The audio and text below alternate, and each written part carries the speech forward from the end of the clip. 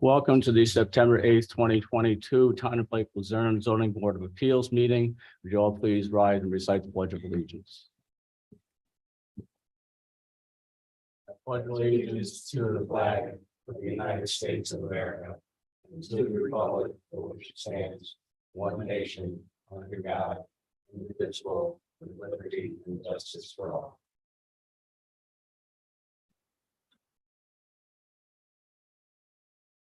Karen, would you call the roll? Matt Howich. Present. Andy McMahon. Present. Rail. Hubel, Present. Mike Bordeaux. Present.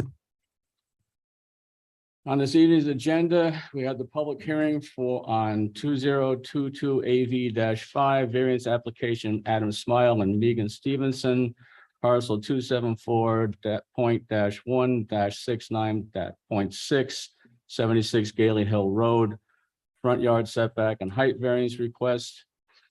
An extension of time allowed in zoning ordinance, Article 9, non-conforming uses, structures and lots, section non-conforming buildings and structures, B.2B for Michael and Karine Dalaba at 865 Lake Avenue, tax parcel 285.20-1-40.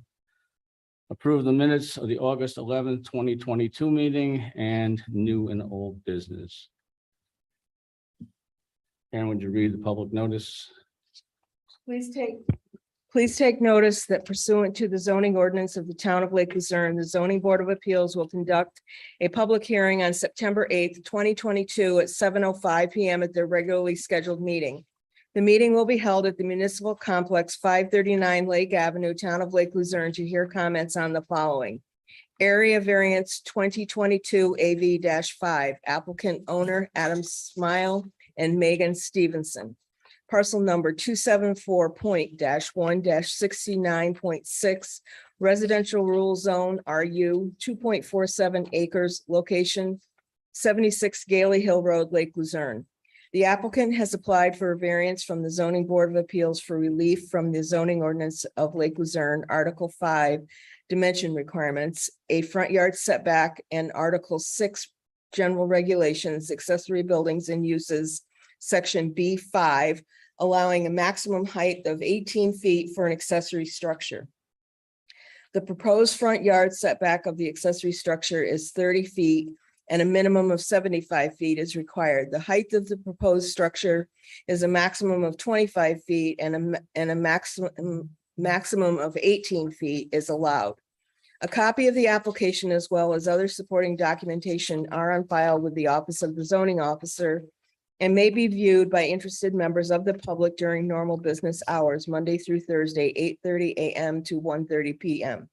All parties in interest and citizens will be given an opportunity to be heard in respect to the proposed variance at the public hearing. Persons may respond by letter, appear in person, or by agent, or participate via Zoom. Access Zoom by computer at zoom.com or by phone at 646-558-8656. The meeting access code for Zoom is 902-687-9764.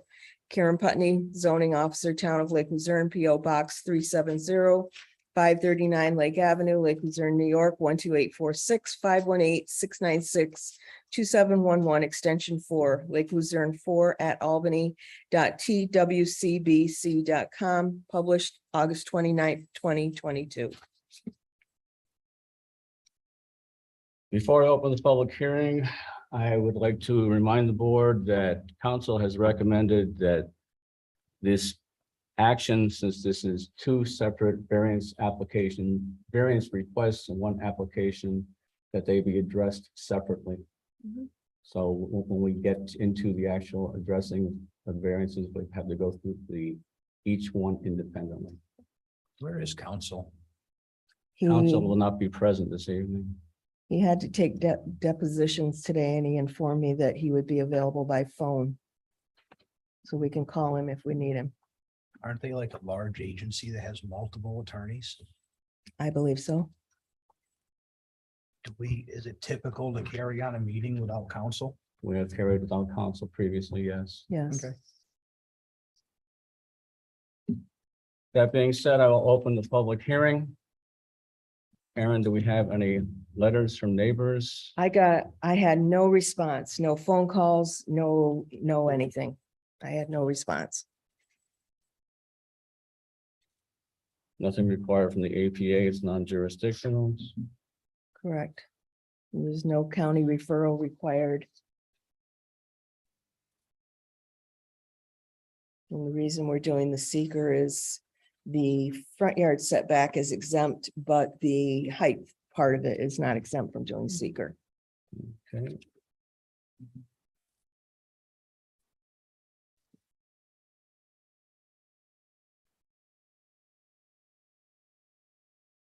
I have a letter from James Moeller, which I will read into the public record. Jamie and I have been to the site independently. Jamie and I were at the site together on Saturday morning. Subsequent to that, I requested, since he would not be here this evening, that he provide documentation.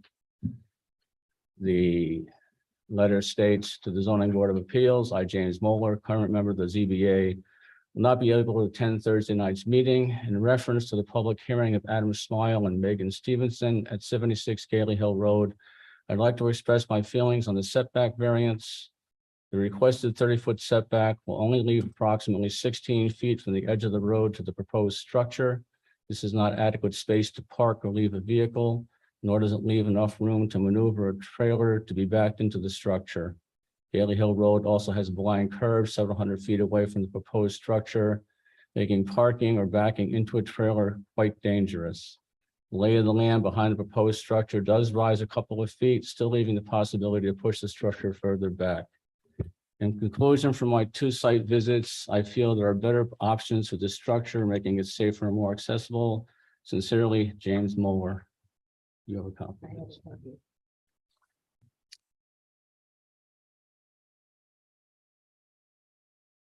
I also have a statement from Ron Dool, the highway supervisor. Because of the safety concern about the curve in the road and the setback distance, he was asked to go and review the site. He has provided comment to Karen and to myself that the proposed structure from the highway department's perspective is too close to the road. It needs to be moved further back. I'd like that in the public record also.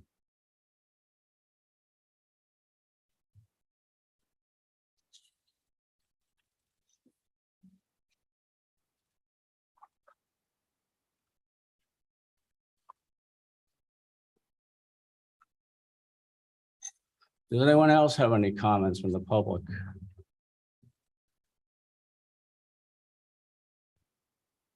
Comments or questions? Questions regarding this request for variance? No.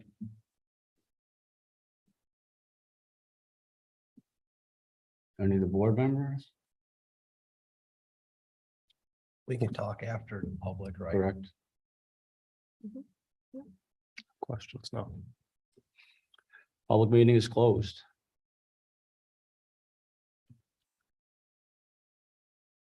As I stated, council has recommended these be handled independently. So we'll first be discussing the variance requesting the setback from the required 75 feet to 30 feet.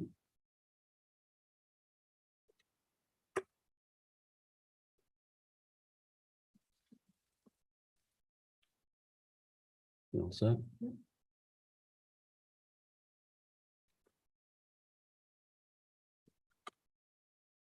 We will be going through the application in its entirety, step by step.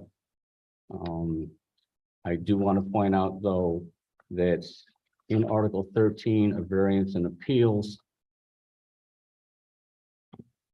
it is stated that in A, area variance, the zoning board of appeals has the power to grant variances from the area or dimensional requirements of this code. And making its determination, the zoning board of appeals shall take into consideration the benefit to the applicant if the variance is granted as weighed against the detriment to the health, safety, or welfare of the neighborhood or community of such grant. That is in addition to the 5 categories that we normally review.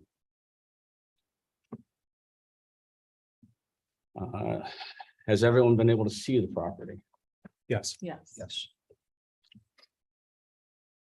History of the property, residential property purchased in 2017 by Adam Smile and Megan Stevenson from Ton Teft. Description of the proposed action, we'd like to build a garage on our property. Our property has a very steep grade, making it impossible to build if we have to comply with the 75-foot setback rule. We'd like to request permission to build with a 30-foot setback. There are multiple houses and garages built on our street that do not comply with the 75-foot setback rule. We would also like to apply for a height variance, 25 feet versus the required 18 feet. Question number 1, describe how the requested variance will not alter the character of the larger neighborhood or impact adjacent properties. The response is multiple houses on the street do not comply with the 75-foot rule. I have no neighbors within 500 feet of my house. The garage will be built to match our home in a tasteful way. A height variance will not impact the, excuse me. Oh. Doesn't matter. We're not discussing the height variance. So. Having been to the site myself. Looking at the location. Measuring it myself, measuring it with Mr. Moeller. Getting the input from the highway supervisor as far as the location of the garage. It is my opinion that it does have an impact on adjacent properties because of the blind curve on the road, the short setback distance of the garage from the edge of the highway, which is only 16 feet. That is my opinion. Annie? I too was up there, and I pulled in, and I know it's tight. You have to admit, it's pretty tight. It's pretty close. Is there any way of getting it back deeper to eliminate some of That's why that? I consulted with an excavator, and he said the only way to do it is to take a More. line or have it stay, but then he said then we'll take out extra feet, flooding issues. I would discuss that under response to number 2.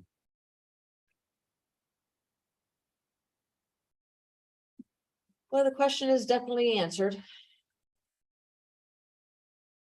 Rail? I'm happy with your answer and I don't see where it's gonna directly affect the neighbors. Yeah. I'll go more and it'll be better like into the other questions, I think. Mhm. But I would say questions answered. Questions answered. Question number 2, describe what alternatives have been explored to achieve a solution other than a variance. I've had a well-known local excavator assess our property and he agrees that there are no other locations where the structure can go due to the grade of the property. Reuben Ellsworth of Ellsworth Excavating.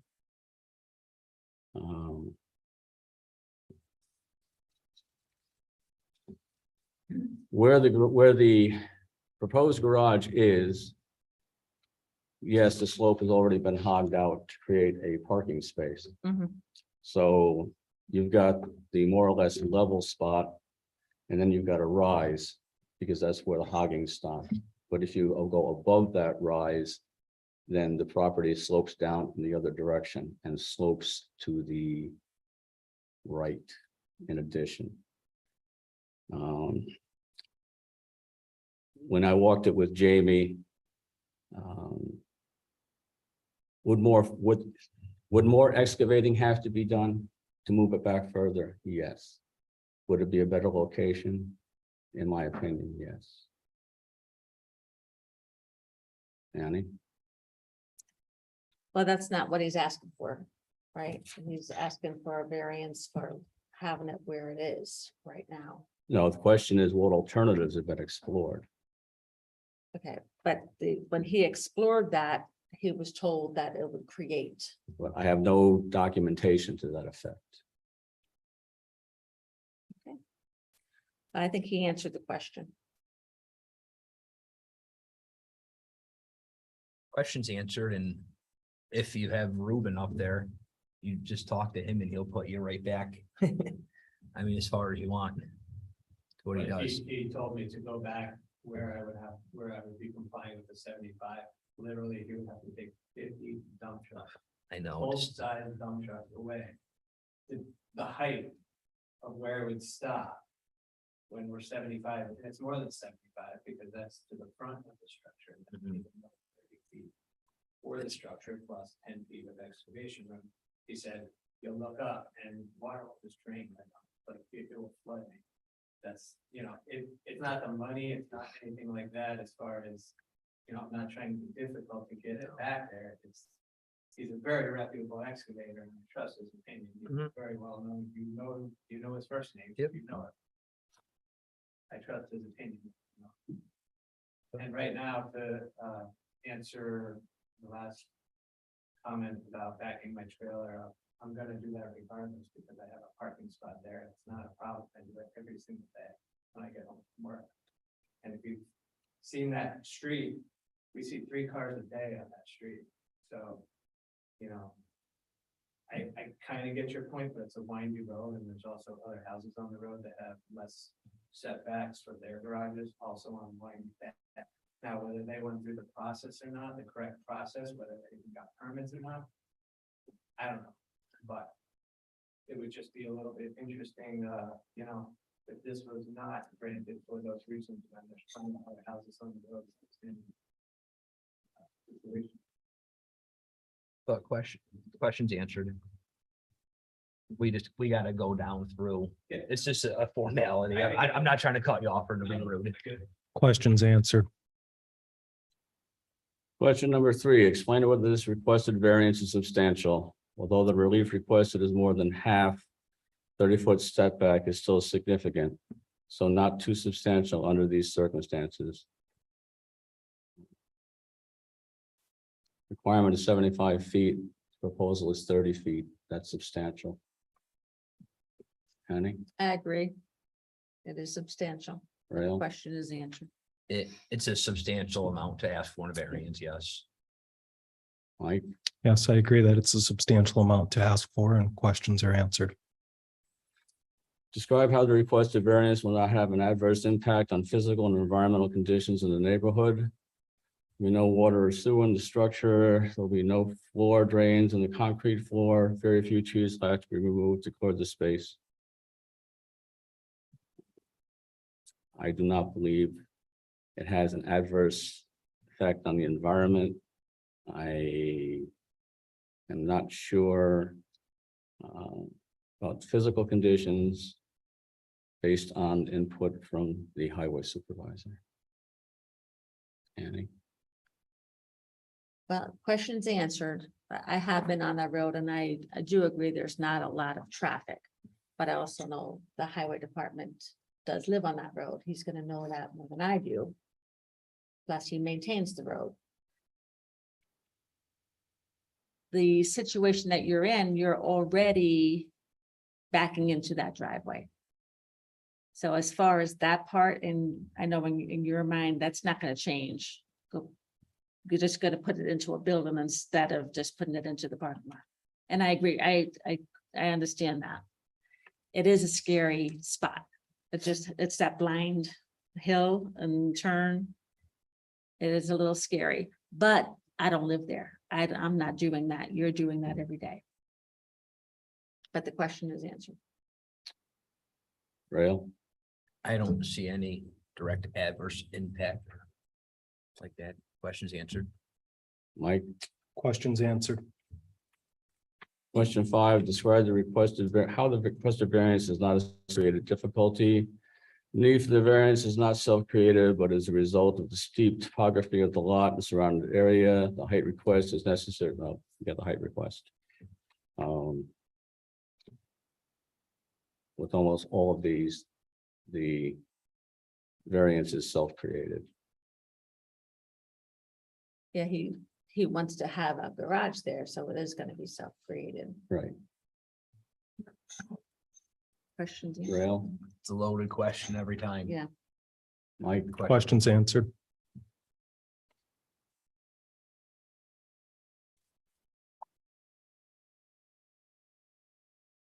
Are there any other questions from the board before we move on? No No. question. We don't need to do the seeker review for this, right? Because it's for the- it's for the setback. Okay, You know, I do have one more comment. I'm visualizing this. It's something that you're still going, whether this is approved or not, you're still backing in. Because that situation's not gonna change. The only thing that's gonna change is in the wintertime when your vehicle is covered with the snow and you're pulling it out. All that snow is gonna be blowing off onto the road, which would create a little bit more of a. You're saying if I park down there? No, I like, right now, if it's parked and you're pulling your trailer out, the utility trailer versus having a garage to park that in there, it will be dry coming out. It's not gonna be all that snow. I mean, I've been behind a vehicle where all that snow comes off. And that's not fun. So I know that, so I get it. I get what you're asking for. And I get what we have to do and what we're Well, trying to solve. in the current configuration, you can pull into your driveway and then back your trailer into that spot from your driveway. My truck would be in the ditch. Yeah, I don't know it's if pretty that's deep okay. on that. Oh, I know. It's too, there's no way, because there's a culvert on, Yeah. if you're looking at my house on the left side of the driveway, I'll be in the ditch. If I do that. Mhm. The trailer's 20 feet long, my truck's probably 20 feet long. Which is our point. Your trailer is 20 feet long, your truck is 20 feet long. The face of the driveway is only 16 feet from the road. So your truck is in the road for quite some time before your trailer, even if it is the full 30-foot distance, before your truck is backed into your Like garage. cat, I'm backing in there. Correct. Okay. And you do that. I do it, not that, I'm not trying to be difficult, but I do it every single day, that's why I do for a living. I'm a contractor, I'm trailer with me every 15 seconds, one shot in, and I don't park between where the road will be and where my garage door will be, never gonna park there. You saw how far that is from my actual house, so there will never be a vehicle parked down. It'll be in the garage or at the top of my truck.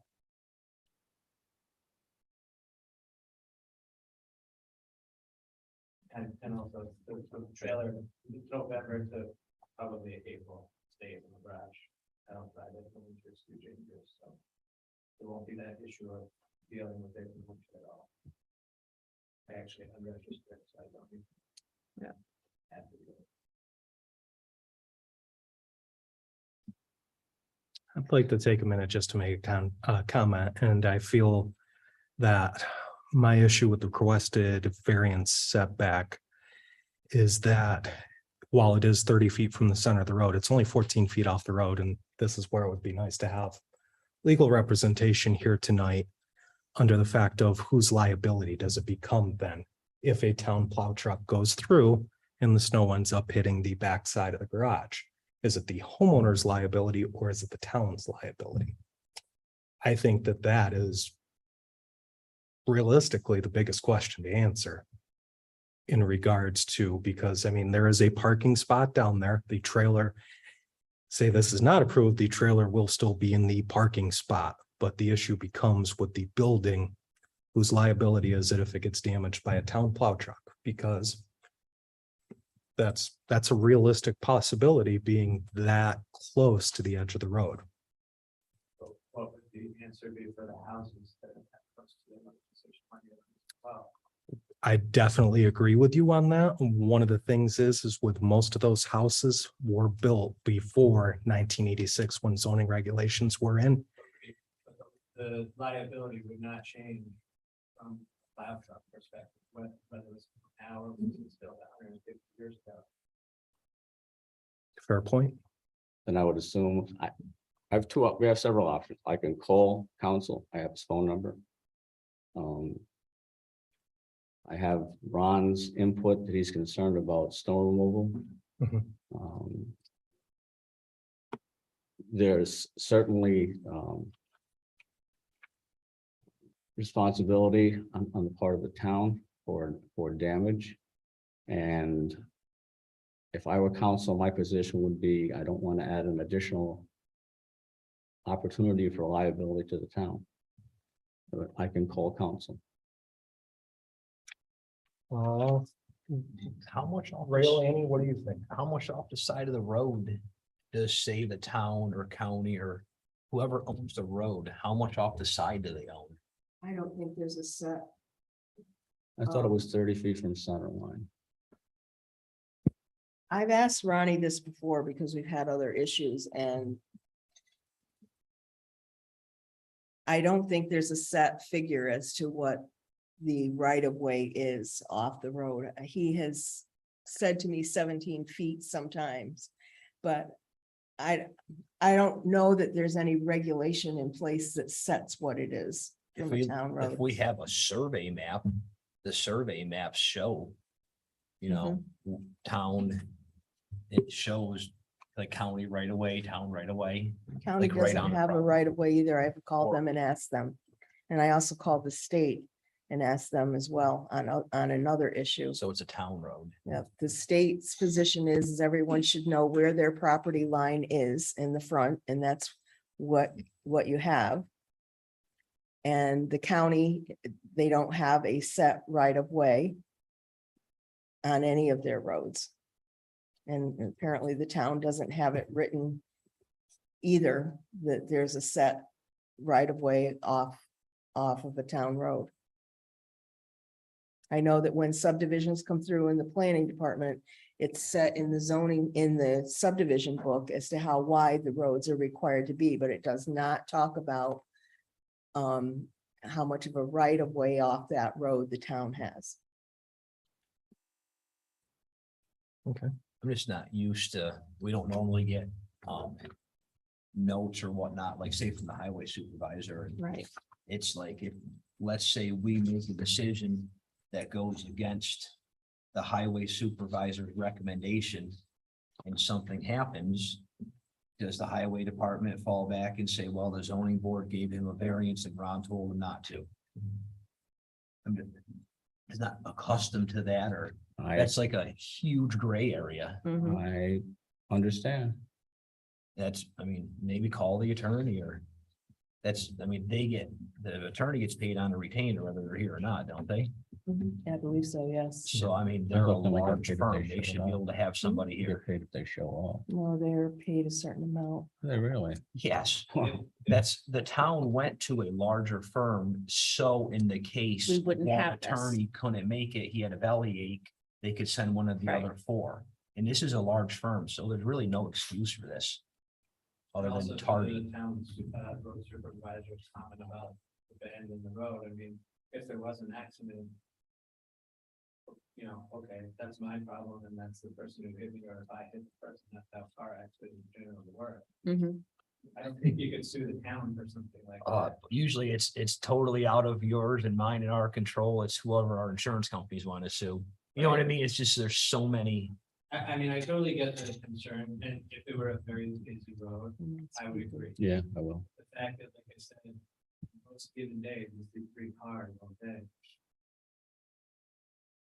You know, There's a lot of gray, like you said. yeah.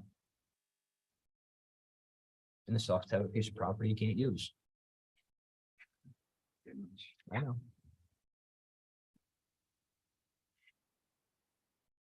Hi, this is Mike. Mike, Matt Pellich from the zoning board. How are you? Yeah, hey, Matt, how are you? I am well. You are on speaker. You are on Zoom. We have a question regarding the area variance on Gailey Hill Road, the garage setback. I have Ron Dool from the Highway Department has gone to the site and he is concerned about the setback and snow removal. My question is from one of the board members is, if we were to grant this variance, knowing that the highway department has recommended against it, and then something happens can the highway department come back against the zoning board because they recommended not approving this variance? No, they can't, but I guess my recommendation would be to, is in the event that, it is approved over the concerns or objections of the highway superintendent, that, I guess the reasons for, granting the variance despite the highway superintendent's objections be put into the record, that either the concerns were from the highway superintendent were heard and were found not to be relevant, or was not seen as a concern to the board, or something that would at least address the fact that there was a concern, but it was not from the board's perspective reason enough alone to deny the application. Thank you. Yeah. Maybe sum that up in English or Do something. you want me to wait on the line? I didn't really. It's hard to fill somebody in over a speakerphone really quick on a situation. This is a big deal for him. And like, we're offering him like a half a service.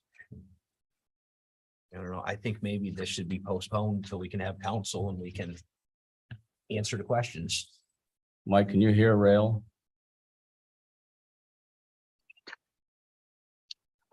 Not well. Rail's concern is that you don't have enough information on this. And is recommending that we postpone action on this item until you can be present at the zoning board. Or some form of counsel. Any form of counsel. That council be present, not necessarily yourself. Yeah, I think that's fine. That's a reasonable reason for tabling the advancement of the vote. Okay, It's just not there. Mhm. Is it gonna screw him up for a winter? Thank you. When do you plan on doing this? Yeah. Another question. Yeah, I have another question for you unrelated to this. And that is, we have a request for an extension on replacing a non-conforming building on 865 Lake Avenue. The applicants are not here and we have been unable to reach them. Based on their lack of attendance, my predilection would be to postpone this. If I do that, then they will have exceeded the 1 year before the board meets again, and they will be in violation. Well, they won't be in violation because they've not built anything, but their time period The time period expires. is up. Yes, they won't be in violation, but a potential future buyer will not be able to take advantage of the non-conforming building laws.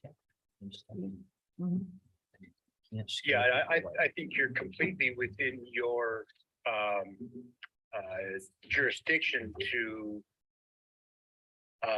either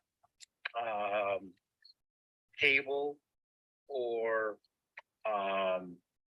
if you feel like you need some additional information, especially from the applicant, to be able to move the application forward. And the fact that neither they nor an agent has appeared, I would say my recommendation at that point is either just to deny it or table it for the next meeting. And that's the end result of that is not, I guess, the concern of the board. If this was instead brought at a point in time earlier that could have avoided that type of an outcome, that's not something I guess that the board has to take into account for being able to proceed without an applicant or an agent present. I understand. So there is a requirement that they have to be present. There is not a requirement. But they are not here to answer any questions we might possibly have. But if their application is filled out and there's nothing in writing indicating to them that they absolutely have to come tonight, how do they know that they absolutely have to come tonight? No one said that they absolutely had to come tonight. It is the recommendation that they be here. Certainly, if you were presenting for an extension, would you be here or have someone here representing you? If I filled the form out properly and if I was confident about how it was, What form? they didn't fill out any They application. just sent an No, email. an only. email. They did not fill out. There is There no is no application for an extension. It's It just just- an appeal Because I out of the read book. it in the book, it says just apply for it. Mhm. For what, so they Let's never, discuss that when we get Yes. to it at this Okay. point. Thanks, Mike. If I need you, I'll call you back. Understood. Thank you.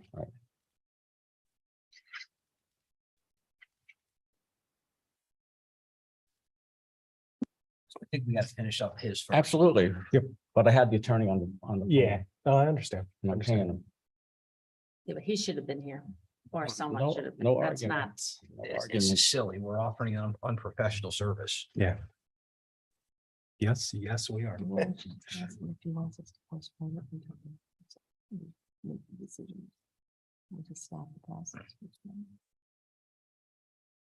On this. Yeah. Oh, that is. Mindy's I think recommendation. we should vote. I make a motion to defer action on area variance 2022 AV 5, variance application Adam Smile and Megan Stevenson, parcel 274.1-69.6, 76 Gailey Hill Road, front yard setback. Until when? Next meeting? Until our next meeting, which will be on 10/13. This was because legal counsel couldn't show up. Because now this is pushing us into the winter. Mhm. That's not exactly fair. That is the motion. Anyone want Do to we have a second it? Needs a second to proceed and Is anyone seconding it? I'm not. No, No, Do I have a motion? a motion to take this to vote. a second. Well, we can't vote. You haven't done, well. All We'll right. do the No, On this this- part, Is This is there, is setback. there a second on the motion to defer the action until 10/13? What you should do is someone should second the motion. And then when we vote, you either vote for it or against a it. second. Okay, I'm gonna do a roll call Which is for the motion vote now? to defer the action until 10/13 when we have council available. Mike, No, Rail, No. Annie, No, Matt, Aye.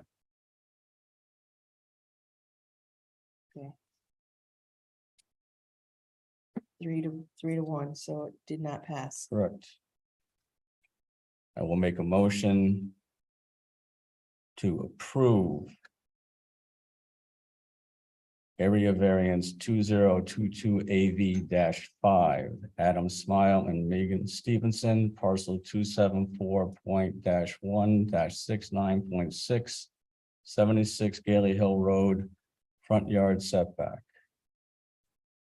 a second. I'm gonna do a roll call. Correct.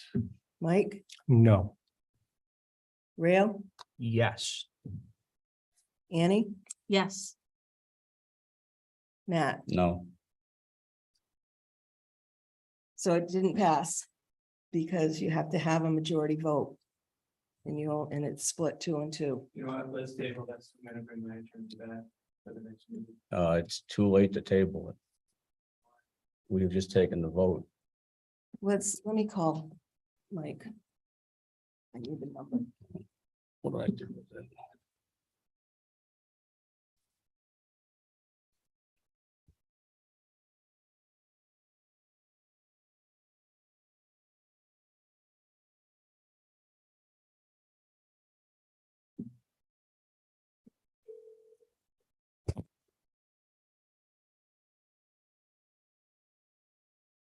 This Mike. Hi, Mike, Karen. We just, Matt made a motion to defer the action until 10:13 until we had counsel available. Annie seconded it. We did a roll call. It did not pass. So Matt made a motion to approve the variance. And it was seconded by Annie. And I did a roll call and the vote was, we only have 4 members here tonight. So it was split 2 and 2. So that does not pass, correct?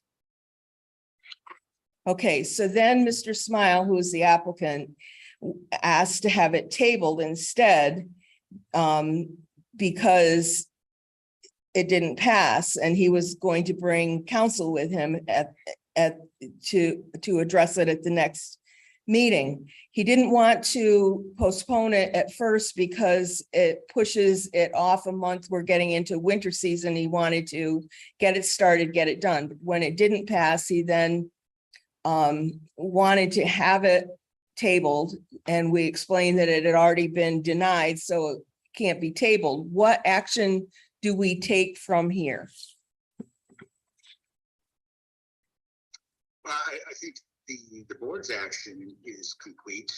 I don't think that anything prevents the applicant from reapplying with some either adjustments in the plans or some other details or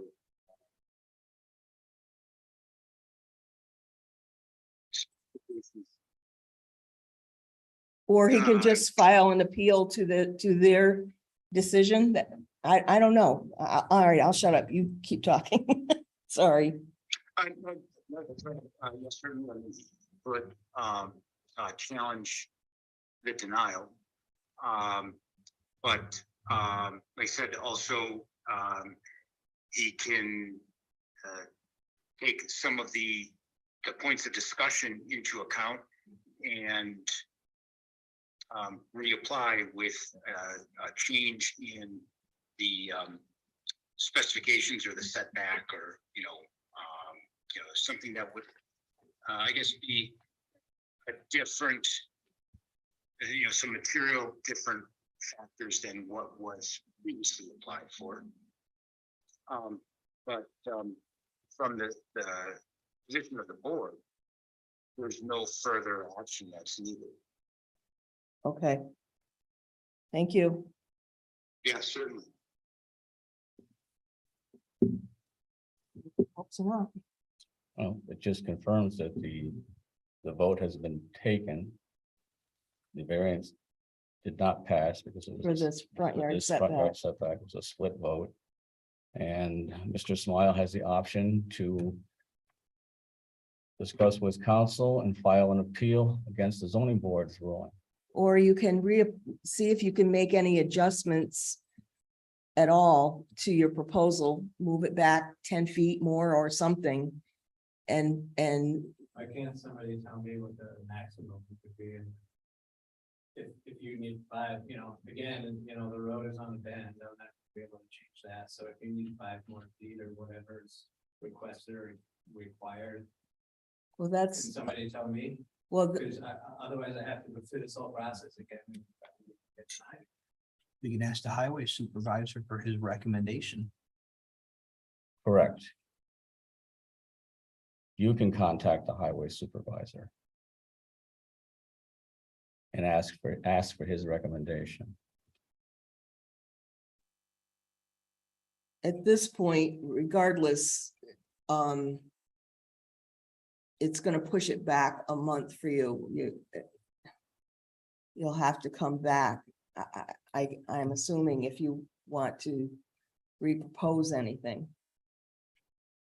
Can we have another special meeting like next week where we can have counsel and like ask questions and feel good about stuff? I'm just nervous. I'm a carpenter. I'm not an attorney. Mhm. None of us are attorneys. We can always call a special meeting. You have the right to call a special meeting, but Just to give the dude a fair shot. Because of the rules they had, it's over 600 square feet, so I have to get an architect.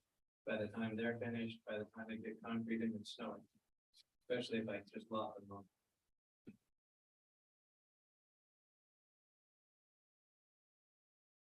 what do you want me to do? I will have an attorney rid the town of any liability in writing as far as the snowplow thing goes.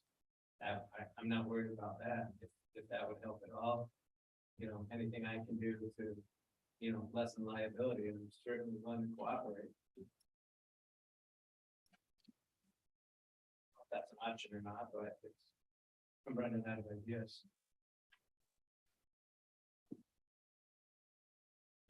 Is there anyone in addition to Rail who wants to have a special meeting to discuss this? Yes, Yes, And the justification being council's not present? yes. 100%. mhm.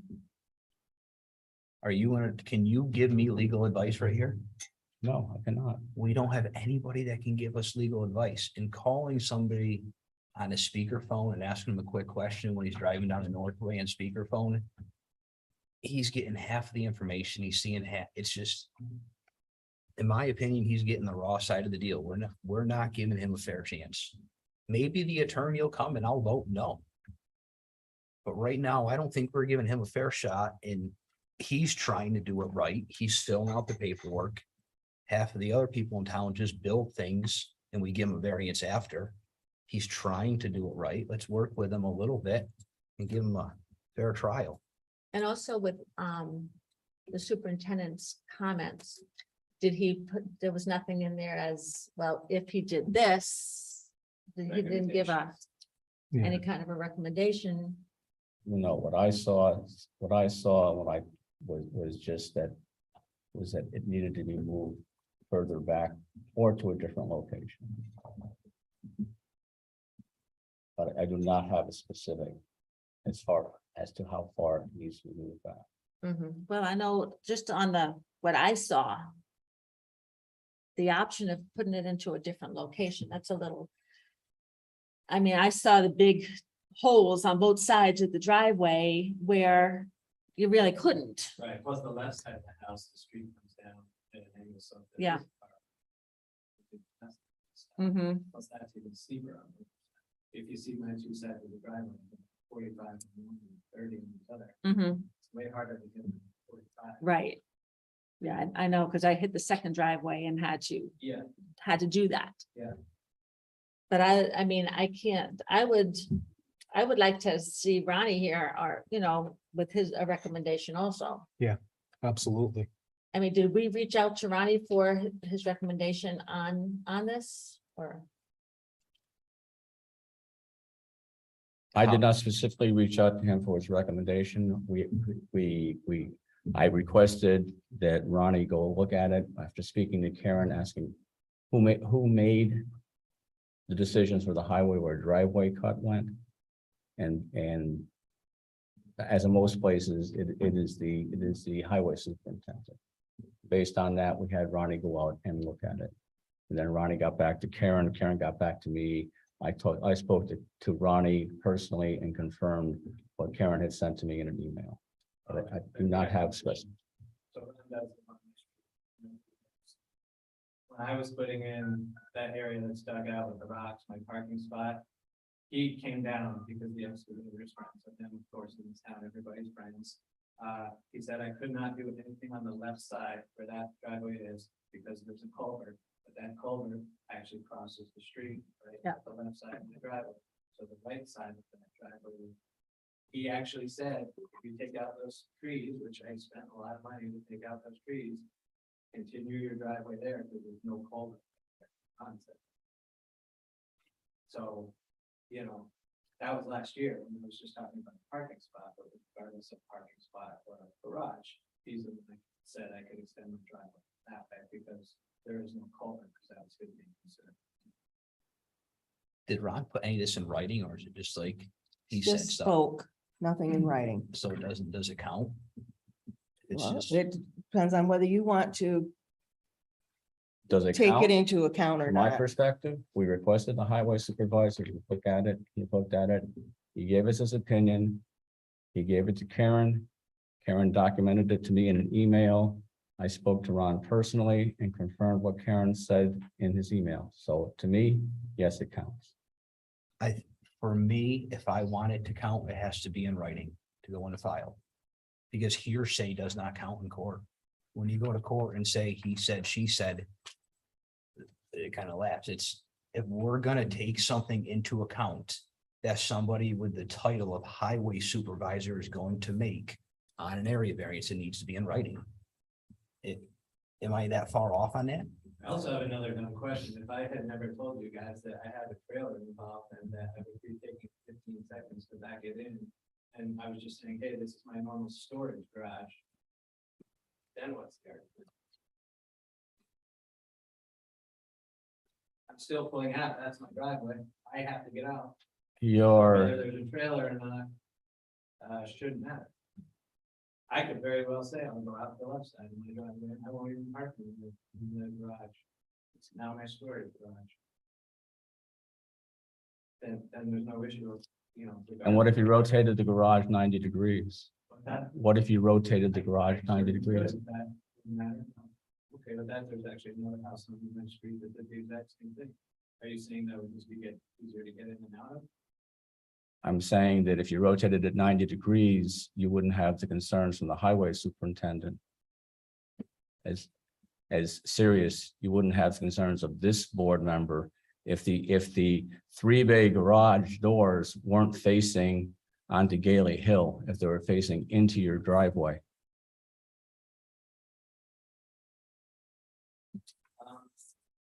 For aesthetics, I'm not gonna, I don't really want to agree to that until I have to, if I actually apply, because I think that would look weird. But I will, I could, you know, if my only choice is to reapply, there'll be nothing about it with the trailer, and it'll just be me pulling out of my garage, like all my other things. I don't want to fully, plus the garage is gonna be wider and deep, so if I do take your recommendation and switch it 90 degrees, then I still have to go back further to fit. Because instead of 30 feet back, now I'll have to go 40 feet back, and then we're still facing the same problem. It's too steep. You would have to go further. You would have to do the 40 feet up the hill. Yes, that is correct. I do not know the availability of Burgess or Jamie. I am willing to try to arrange a meeting to discuss this subject prior to next month's meeting. I would like all of you to email me your calendars as to your availability. I will confirm that Jamie and Burgess are available, and I will confirm that council will be present. Can Ron be there while we're at it? Well, we can ask him.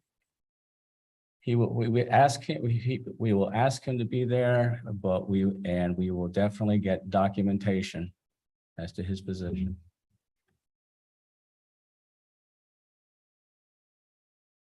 Why don't you give like a 2-week? I'm just. Rather than make it before the next meeting, why don't you say within the next 2 weeks to have a special meeting regarding this? And Please avoid the last week. the last week you're out of town? Check.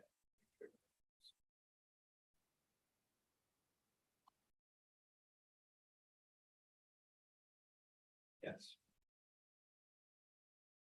Are any nights for the 3 of you that are here?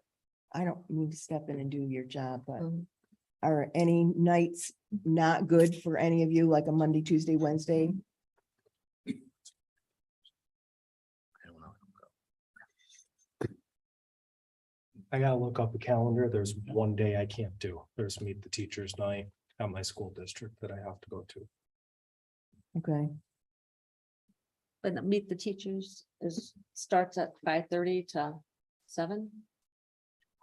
Why don't you give you dates within these 2 weeks that they would be available this year?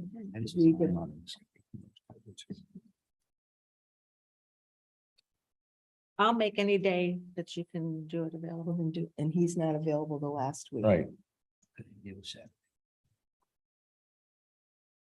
So we're into the first week of October.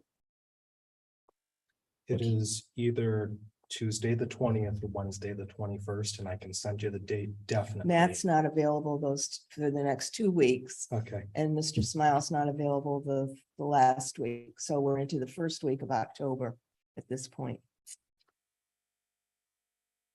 Which is gonna have a very little impact as opposed to the second Burgess, week of um, October. I don't know about Burgess. I don't want to speak on his behalf, but I do know that there was a board meeting at the school tonight, which Yeah. is why.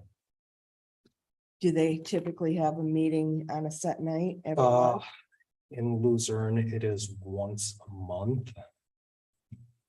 And I know I can pull up the calendar real But it's quick. not on a Thursday. The next one for them is October 6th. I'm not sure what. day Which is that a falls. Thursday.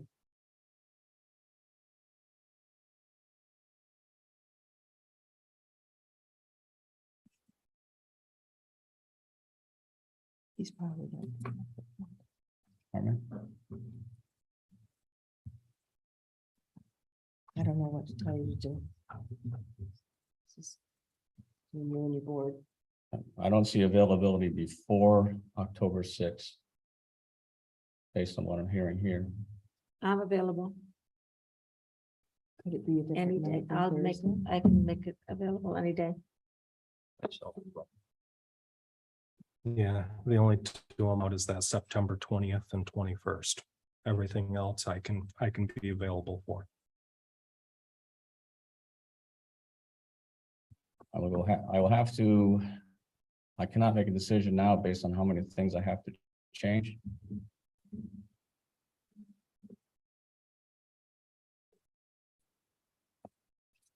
I will see what we can do. Notify the board. And if a earlier date is available, Mr. Smiley will be notified. So have we tentatively set it for the 6th at this point? And, or are we not setting a date? I can set it for, I'm just asking. we have not set a date, Okay, you're gonna find out availability. correct? Okay. And I'll have to notify you, Mr. Smile. If you're gone that week, can I reach you by email? Okay, You can call it. okay.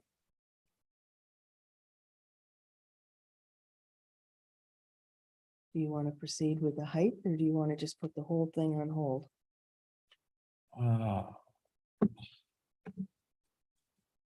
I would put the whole thing on hold. probably safe, just so we can ask questions. And can we recant that last vote? So we can do it with council available? Let me ask. I'm sorry. can Because we you what? have, you Recant actually have last vote. 62 days from the public Right. hearing to make your decision. Right. You can table it. So I think what you'll have to do, let me ask him, but I think what you'll have to do is just make a motion to rescind the previous motion No. and vote. No, No, that's not something. That's no, not- that's Because not- if that's we not- can't rescind that, we might as well not even do the height variance. Because that one, the setback just got denied.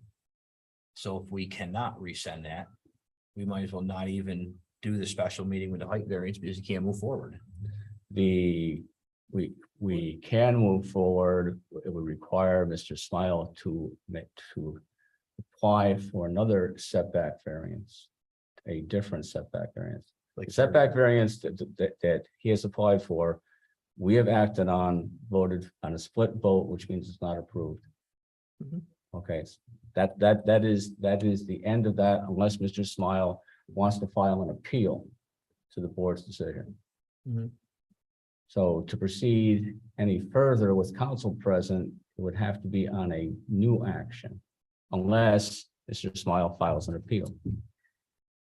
Okay, what I would suggest is we should go ahead with the height variance, because if he's going to reapply with any kind of change for this, for the setback, he's only applying for one. It's not gonna be two, Correct. you know, if for some reason, if the height variance does not get approved, then he's gonna have to reapply for that again. So we should continue on with the height variance and the SEPA and see where that goes, to see what he needs to apply for. I'm perfectly willing to continue on with the height variance. I like Annie's idea. Okay. Okay, you okay with that?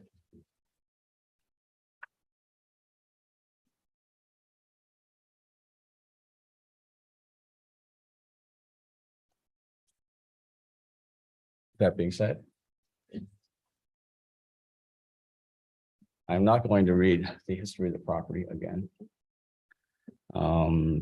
The description of the proposed action is the height variance of 25 feet versus the required maximum height of 18 feet for a detached structure. Can I just interject something here? Certainly. On the drawing that you submitted that they asked for, I believe you had changed the height to 23 feet. Is that accurate, or did you leave it at 25?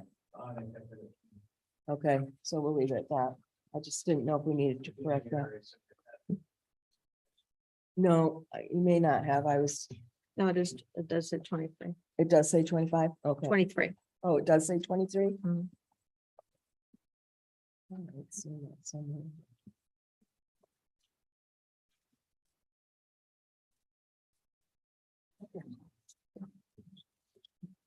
Andy, where's the 23? It's a 23 on the drawing that you submitted. Yeah. Yeah.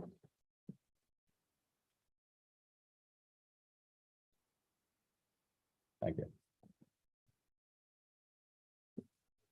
And if you do one at 25, you said, Yeah. right?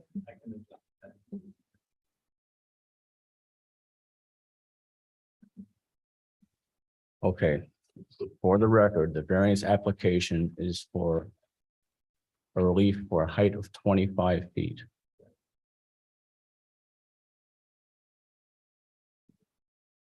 Going through the variance standards, describe how the requested variance will not alter the character of the larger neighborhood or impact adjacent properties. Yeah, it's the next sheet. Thank you.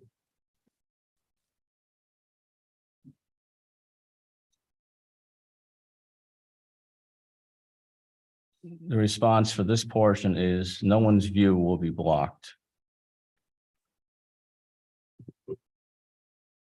I guess with that parcel, that's true no matter where he puts it.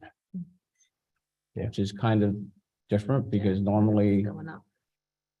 will be a function of where it was located, but I agree that no matter where you put a garage on that parcel, it's not going to block anybody's view. Annie, Questions answered. Questions, Annie? Rail, Mike, Questions answered. alternatives to achieve a solution other than a variance. No alternatives in order to have oversized doors unless I install a flat roof, which won't work due to the snow load.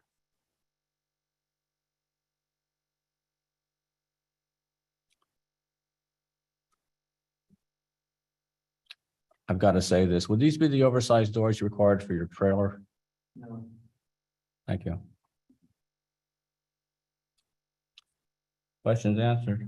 Questions answered. You explored other options and you explored a flat roof and acknowledged it wouldn't work, so questions answered. Questions answered. Explain whether this requested variance is substantial.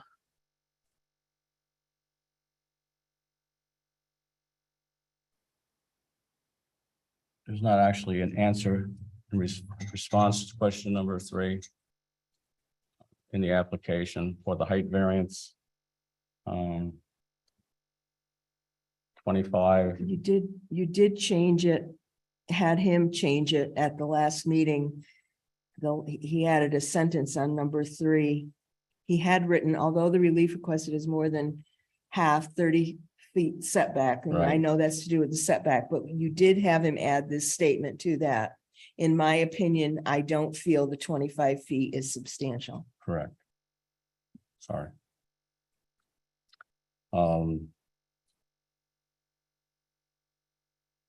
In my opinion, when the requirement's 18 and the request is 25, that's substantial. Annie?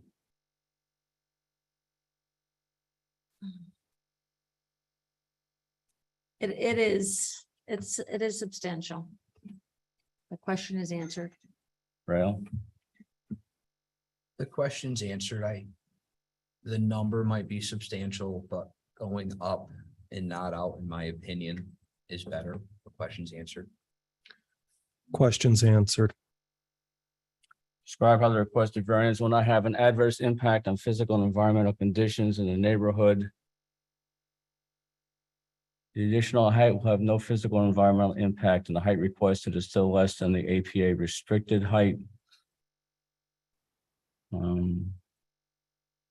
This is an APA non-jurisdictional issue, so that last part is irrelevant, but I agree that the additional height will not have any physical or environmental impact.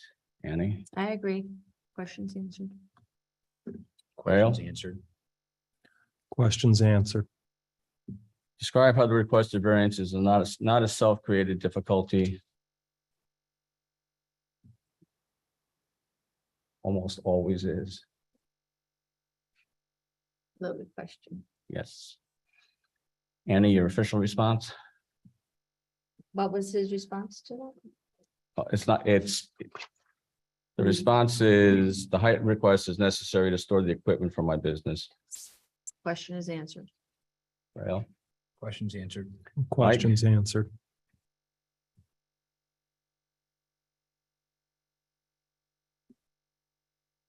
Moving along. Because it's a height variance, a seeker form is required. So if you will turn to the seeker in your package.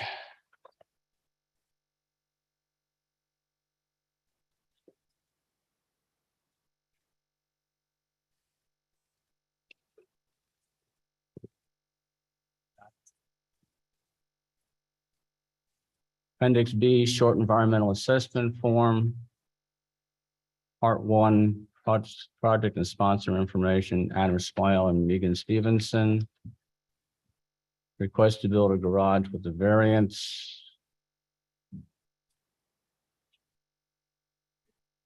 Project location. Description of the action, we'd like to build a garage on our property with a 30-foot setback due to the steep topography of the property and with a height of 25 feet, so we can install taller garage doors and still maintain an 8 or 9 pitched roof. Applicant's name, Adam Smile, phone, email, address. Anybody have any questions on any of the information? No. Question number 1, does the proposed action only involve the legislative adoption of a plan, local law, ordinance, administrative rule, or regulation? Answer is no. I agree with that. I agree. Okay. Question number 2, does the proposed action require a permit, approval, or funding from any other governmental agency? If yes, list agencies named and permit or approval. Answer is yes, Warren County Building Enforcement. I agree with that. I agree. I agree.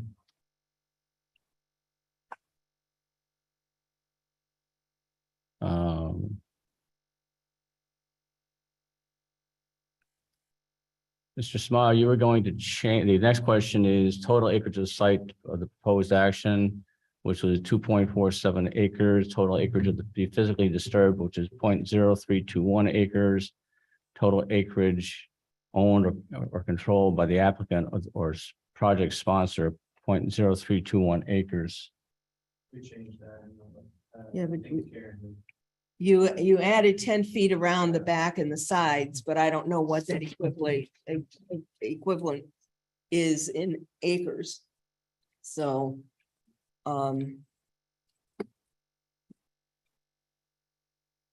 acre is, I know what it is in square feet. 202 by 202. 43560 is what it is in square feet an acre. 8,000. 800. And then you add- So if you do 10 by 10 by 10. So you're at the 1400. It's, It's 10, is it 10 feet all around? so 300, 600, another 1,000 square feet, right? You're 10 adding by approximately 30, 10 by 40, 10 by 40. Right. So, How much is that by? yeah. 1,000. So another.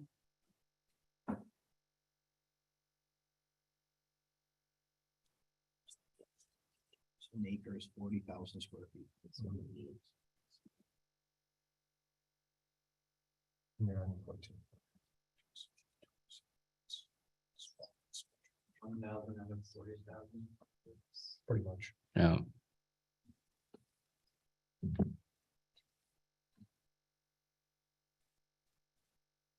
So how much can I? They were doing the math right down there. with that? I was waiting for the official number to come in. It's about an addition of 0.04 Point zero acres. four? Point what? It's Zero- approximately an addition of 0.04 acres to that. Okay. So 0.07 total. Well, Point zero seven. Because the since area that these numbers are all are approximations, I would suggest we make it 0.08 to cover everything. Okay. Fair enough. Rounded up. So, 23.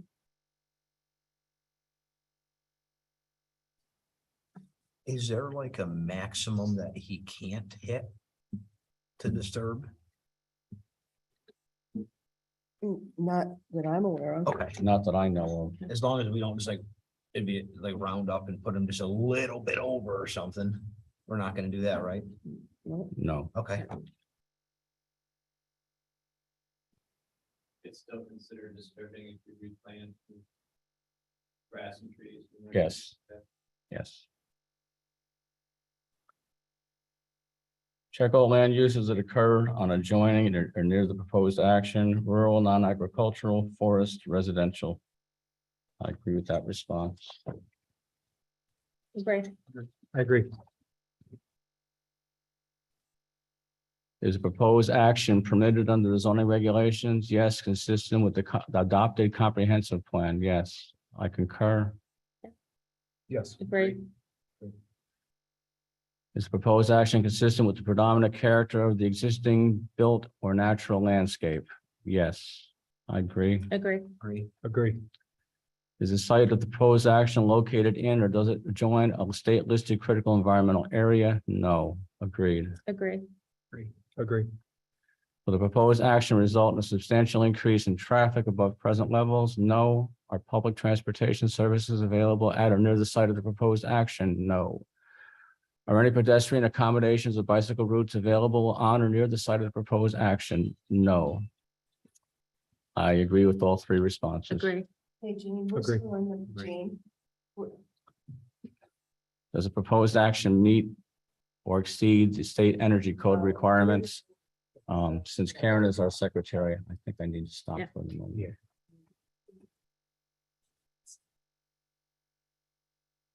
Okay, thanks. Yep, bye.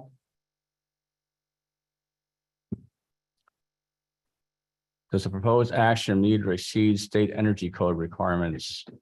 The answer is yes.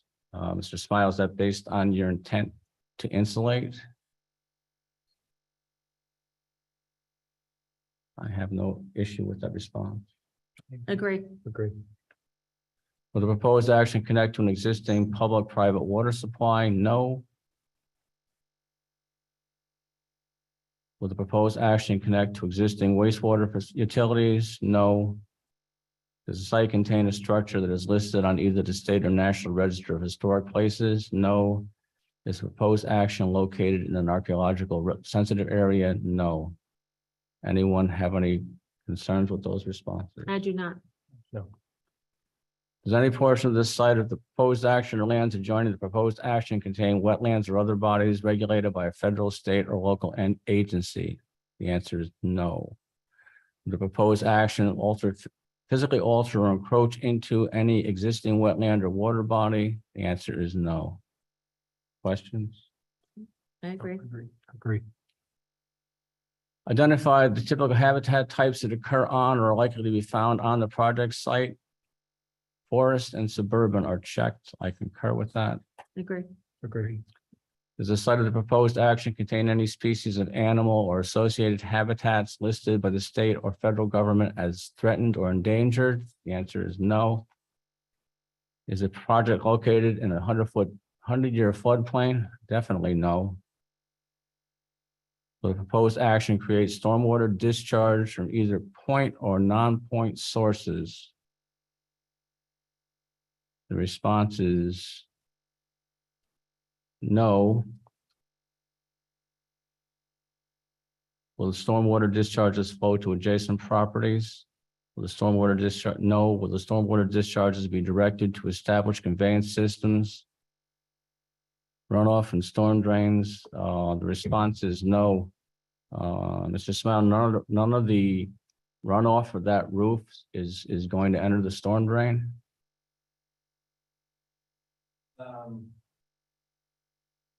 That means just going into the culvert, Correct. so if it rains. Yeah, I guess it will go off the roof. You would like to change that response to yes? You got that? To the conveyance, 17B, 17B. 17B is yes.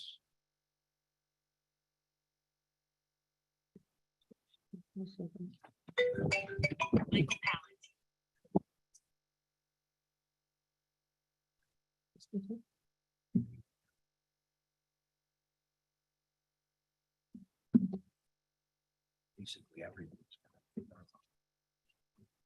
I understand. But even if you have to hit so many of them. Question number 18, does the proposed action include construction or other activities that will result in the impoundment of water or other liquids? No. Need to change the tape? Yes, sir.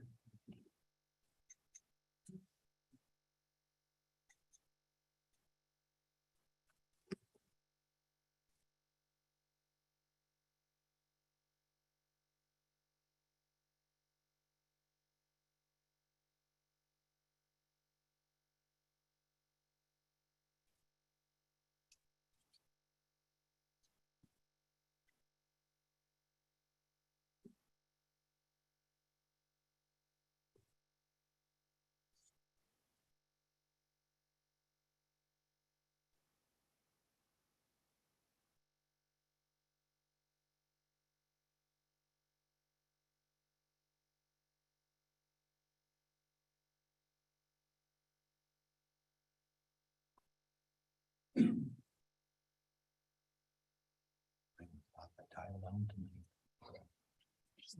Yeah, no, because I think it's coming down by itself. yeah, the thing is, it can hit that head has a glass vial in it. You'll have a lot more water. That's what I mean. That would be a true statement. We should probably pop that down if you have a ladder tonight, because when that tile's gonna come, the discussion around that could, It's gonna bust it right off. and you can't I turn. don't have a sprinklers. ladder and they're all locked in the janitor's stuff. We can figure something out at the end, just to We got an prevent, easel The flag. right there. when those things go off, you don't get the option to turn them off. They just go. Good, we're good. Thank you. Question 19 is the site of the proposed action or adjoining property been the location of an active or closed solid waste management facility? No.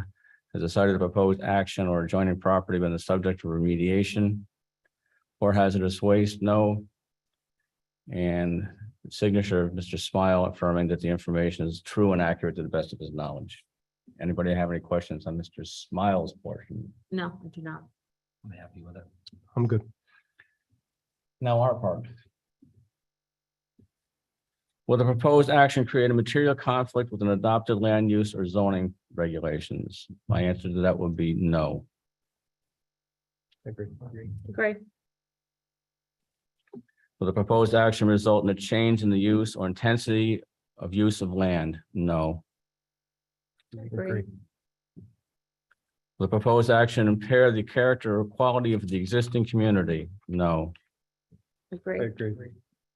Will the proposed action have an impact on the environmental characteristics that cause the establishment of the critical environmental area? No. Agree. Agree. Will the proposed action result in an adverse change in the existing level of traffic or affect existing infrastructure for mass transit, biking, or walkway? No. Agree. Agree. Will the proposed action cause an increase in the use of energy and it fails to incorporate reasonably available energy conservation or renewable energy opportunities? No. Agree. Agree. Will the proposed action impact existing public-private water supplies or public and private wastewater treatment utilities? No to both. Agree. Agree. Will the proposed action impair the character or quality of important historic, archaeological, architectural, or aesthetic resources? No. No, agree. Will the Agree. proposed action result in an adverse change to natural resources? No. Agree. Agree.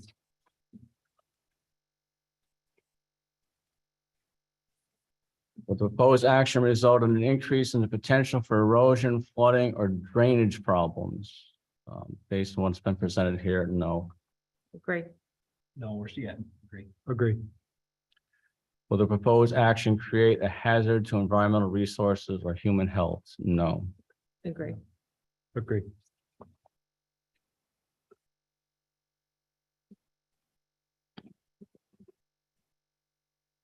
So you need to just determine that the impact is not significant. There's a negative environmental impact Yes. in. Then you have to make, say that basically. Based on Mr. Smiles' responses and our evaluation of his responses, I will state for the record that there is no significant environmental impact from this request. Do I have concurrence of the board? I agree. I agree. I agree. That work? Yep.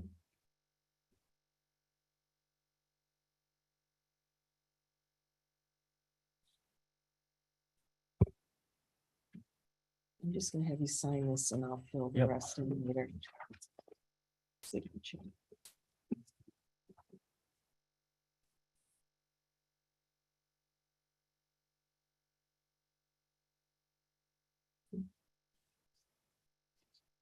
Didn't get away this time. Aaron, I believe we have covered everything that is required.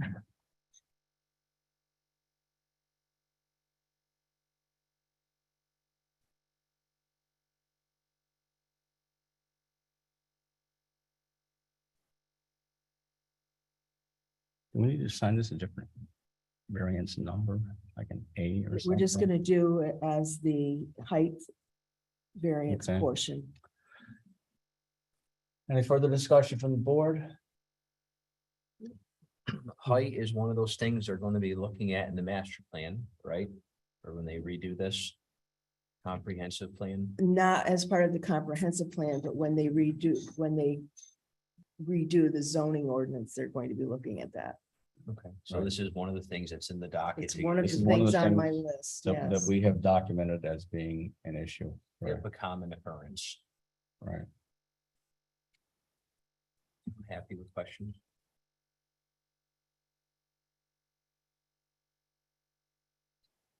Motion to approve area variance application 2022 AV 5 height variance.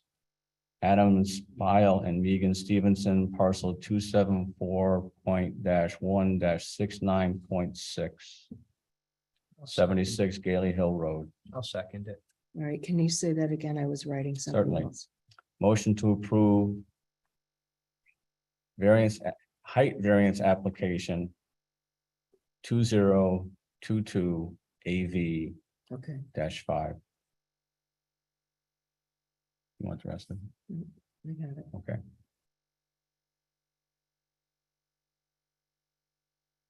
Okay, Matt, you made the motion. Correct. Annie, you seconded Rail. it. Rail Oh, Rail. seconded. Mhm. Gonna do roll call. Please. Mike, Yes. Rail, Yes. Annie, Yes, Matt. Yes. Okay, so that portion is passed. So I'll be in touch with you once they get a date set to call a special meeting when we'll have council available. I'll try to let you know what's going on, okay? Okay, just for my clarification, we're gonna have a special meeting. Initially, it was denied. Do I have to then go for an appeal, or is that what the second meeting is to discuss? Let me, My understanding is, yes, that would be the case. You would need to file a new variance application.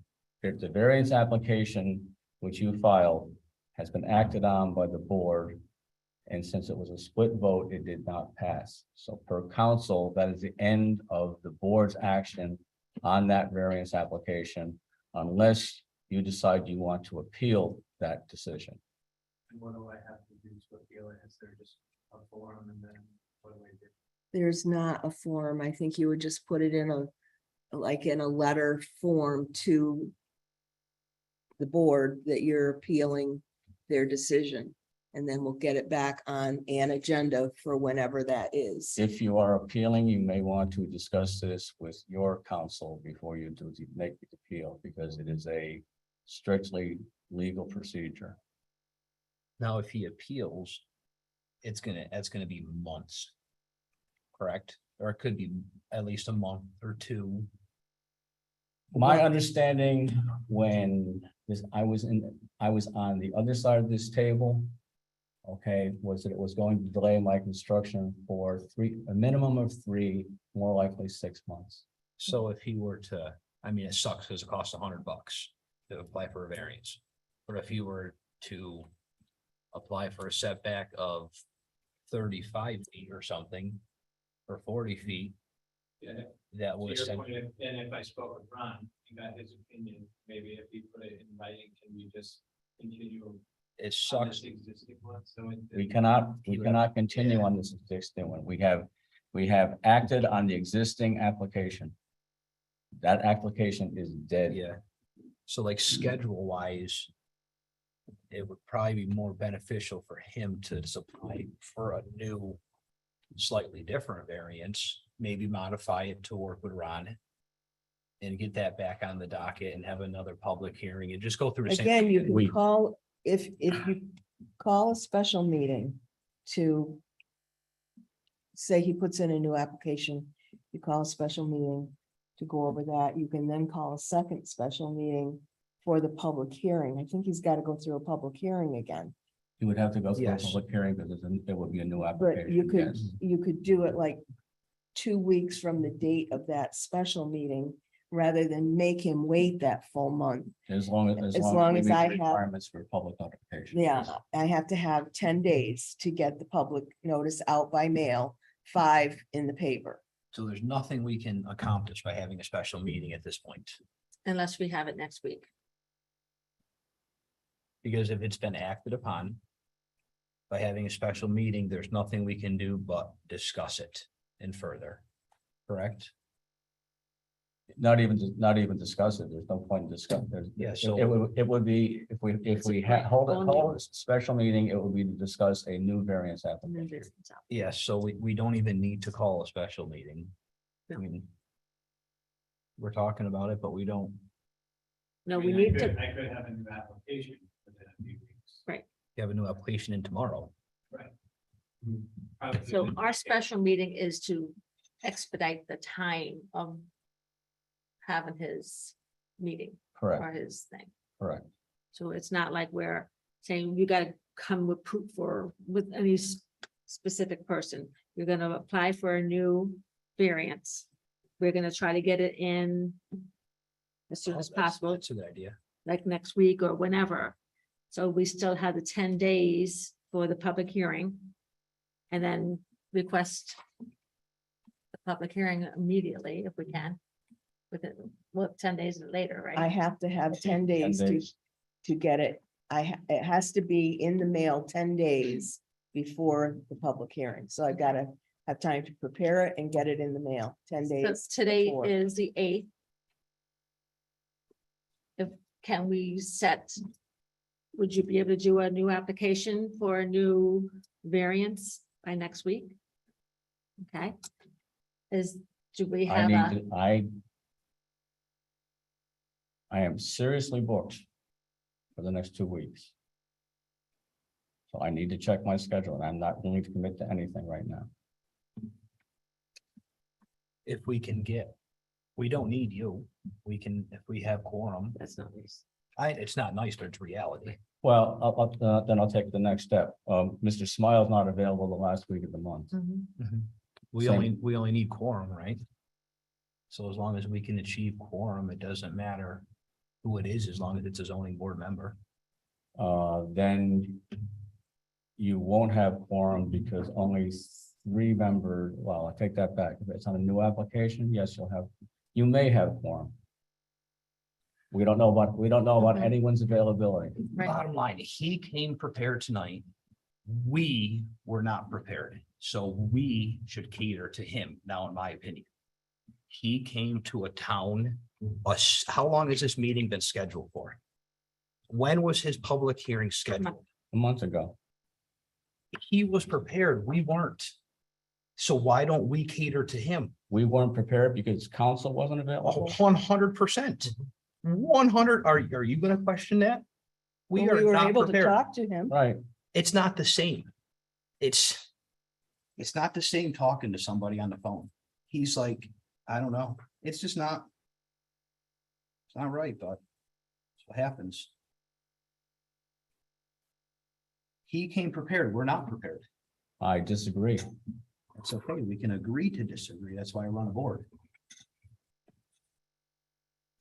I think such a heavy decision also that was considered from Ron. I think you should be here instead of it. He said this. Jamie Moeller put it in writing and gave us a letter, didn't he? Mhm. That's the proper way to do it. The proper way isn't to knock on Karen's door and say, hey, Karen, this is Ron. That doesn't look good up there. Tell everybody. That's not how it goes in the real world. Jamie Moeller wrote a letter and did he sign the bottom of it? You did. That's how it goes. That's the proper way to do it.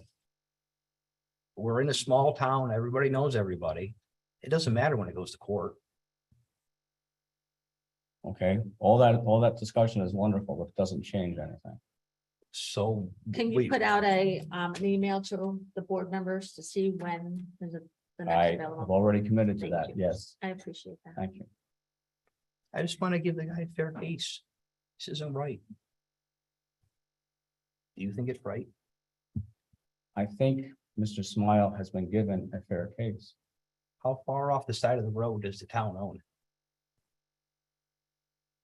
Can anybody give me a foot, a measurement of how far from that yellow line the town owns? It's the measurement is taken from the center of the road back. So what For the is that front yard measurement? setback, for the front yard setback, which is 75 feet, and he is saying he's gonna be 30 feet. How much does the town own? I don't know. then how do I make a good decision when I don't know the facts?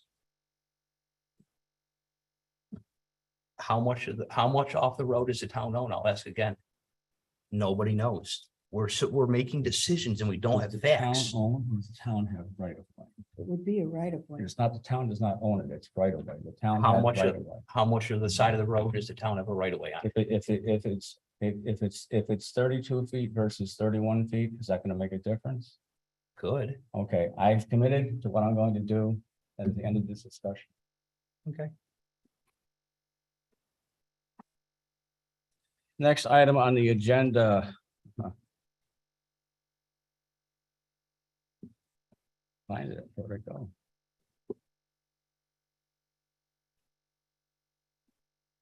I'm gonna call them again, see if we can get them on the phone. No.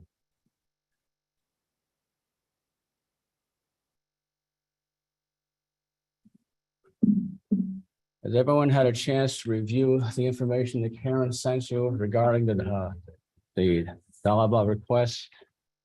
Yes. Yes, sir. Okay, so.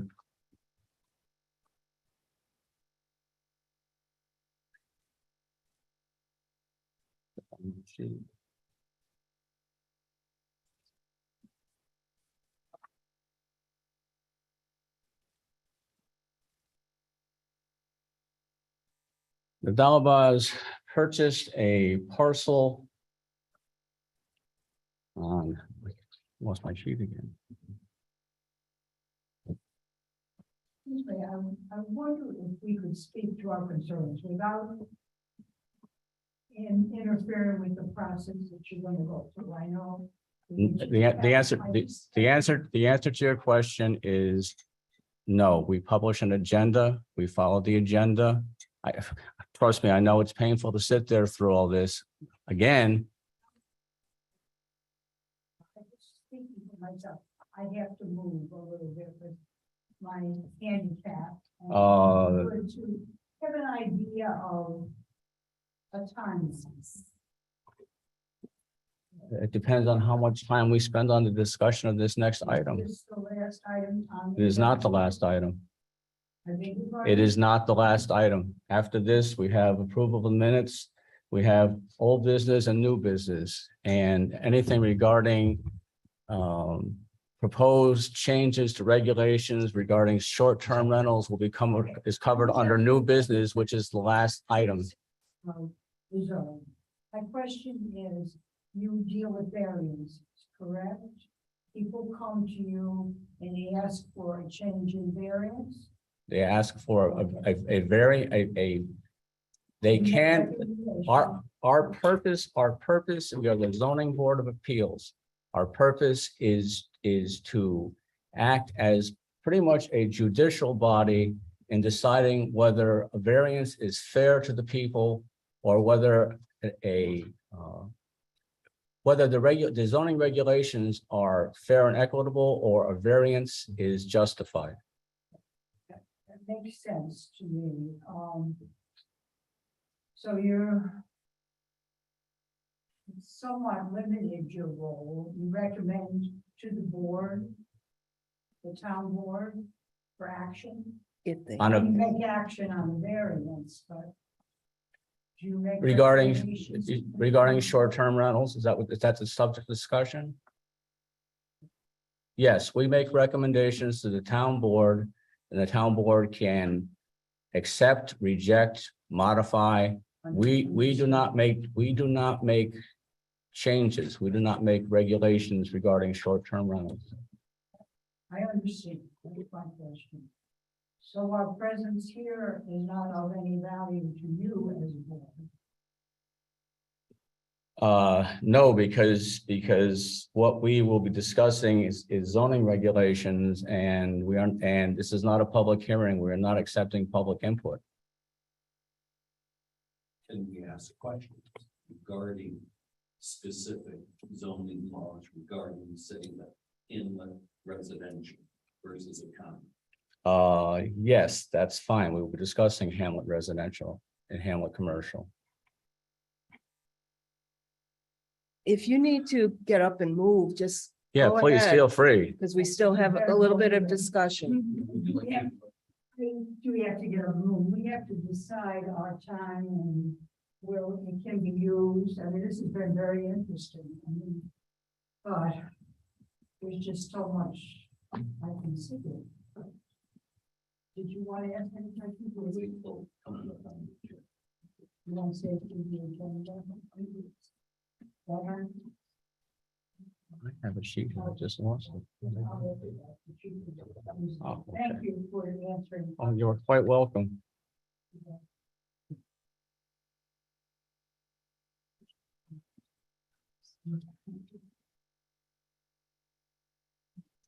Totally losing it. Will any of my paperwork help you? What are you looking for? What I just did with the paper for tonight for the, oh, I've got it right here. Never mind. Find this. Okay, so some background on the Dalaba situation. From the records provided by the Dalabas, they purchased the parcel at 865 Lake Avenue in June of 20. Ownership was transferred to a M&K Dalaba Reynolds LLC in August of 20. In August of 21, Karen granted a land use application for demo of the structure based on the structure being structurally unsound. That demolition was completed and the Warren County issued a certificate of completion on 9/13/21. On 9/17/21, the parcel was listed for sale. The request from the Dalabas is to allow a one-year extension as allowed in zoning ordinance Article 9, non-conforming uses, structures and lots, non-conforming buildings and structures, which states that basically you have 1 year from the completion of operations to construct a new non-conforming structure on the footprint of the previous non-conforming structure. If that does not happen, then you may request from the Zoning Board of Appeals an extension of that time period for up to 1 year. That is the request the Dalabas are making.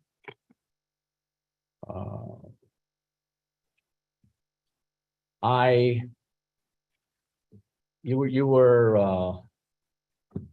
never acted on anything like this before. This is not a variance.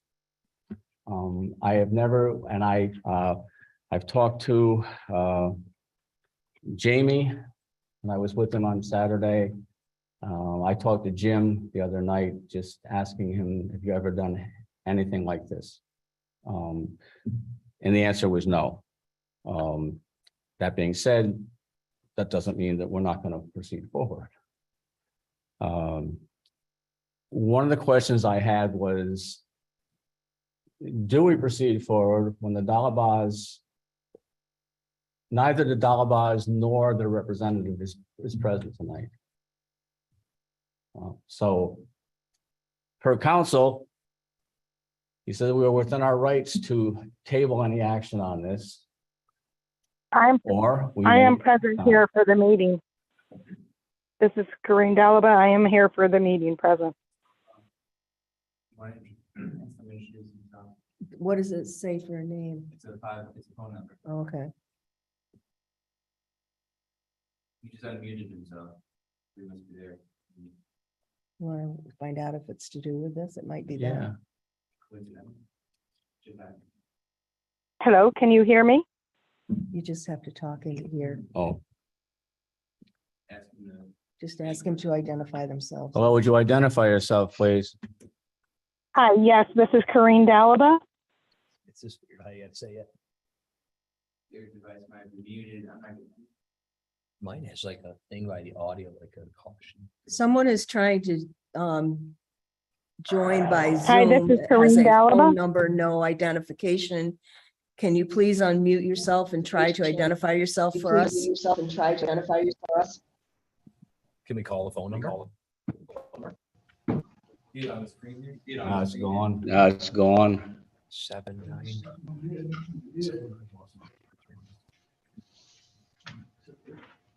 Hi, this is Corinne Dalaba. Oh, there it is. 791. 10331.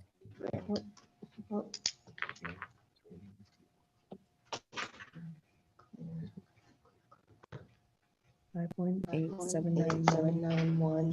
0331.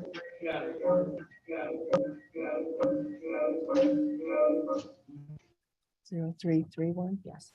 0321. Yes.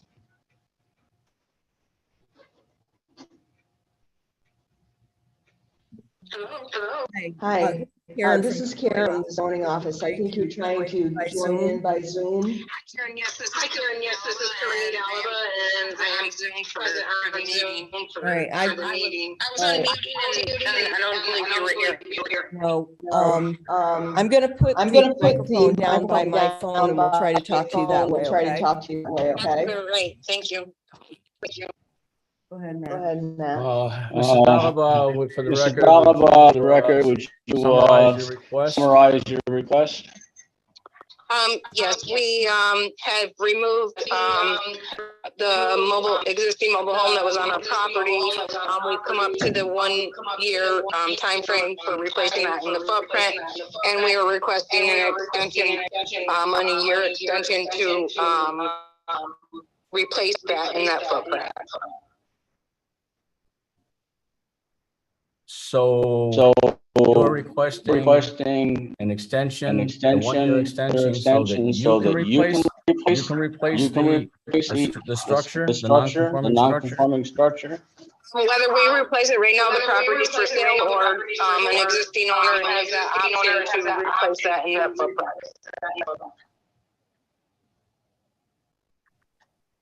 Okay. Thank you. You're welcome. Anybody have any questions? For Mrs. Dalaba? No. Because I have never dealt this before. I have spoken to council.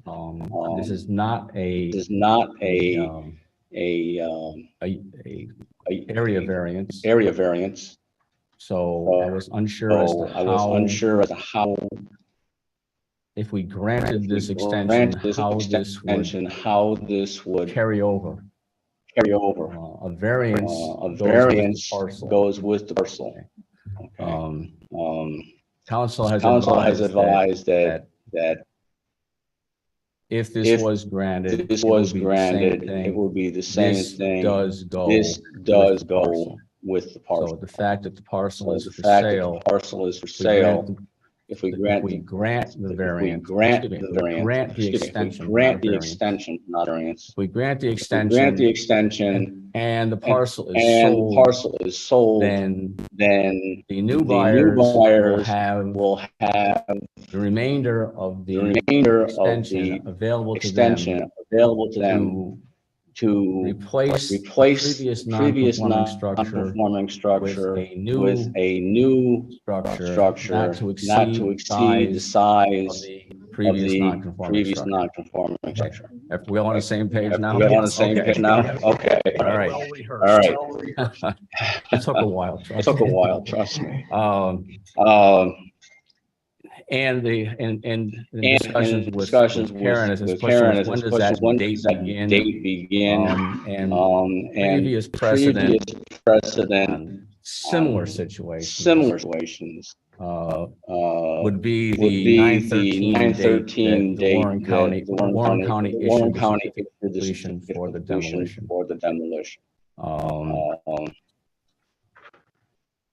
So the use the of use of this this the extension extension cannot cannot exceed beyond exceed beyond 9/13/23, 9/13/23. whether the Whether the parcel parcel is is sold or not sold. sold or not sold. Not a year, if Not a somebody year, buys a somebody buys parcel parcel in December, in December. they don't get an They don't additional get year an additional on year it, on take it, action on it. take action on Okay. it. Okay. That's pretty much That's pretty much everything I know. everything I know in a nutshell. Anybody have any questions? If they don't, I mean, not only just everything else on the situation, like if the people don't do it in a year, you know, we try it again for No, another. says- the maximum Okay. of 1 year. So you got one shot at this and that's it. Right. Correct. Okay, Then they would just have to meet the setbacks that are required within the zoning ordinance or file for variance if they can't meet those setbacks. Okay. Now, the other issue with this property, and it has no bearing at all on whether you grant the extension or not, is that it is a hamlet commercial property, and if it doesn't go back in the footprint of where that existing building was, a site plan review is required because it's a hamlet commercial property, and under our use table, it is a site plan action. It is not just a permitted use that I can issue a permit for. If they put the house in a different spot, they have to go through a site plan review. Okay. And meet the current zoning requirements. And meet the setbacks or file for a variance. Right. kind of a shame because now within a year, if something's not done with that property, it's a waste. You know, it's one less tax base for the town, one less house for school, for kids to go to school. Maybe that's something that can be looked at in a comprehensive plan. Yeah. Because we're gonna like Well, the, there will be a public hearing for that. You'll have a chance to. Yep. Bring up anything. no bearing on that. I'm just No. talking like in general, like Mhm. we're gonna bury ourselves and kind of lose properties. But we'll go back to this. Any further discussion? Nope. Do we like make a motion to approve it? It will Like, require, yes, it will require a motion, the whole 9 yards. Do I have a motion? I can certainly make a motion. Go ahead, make the motion.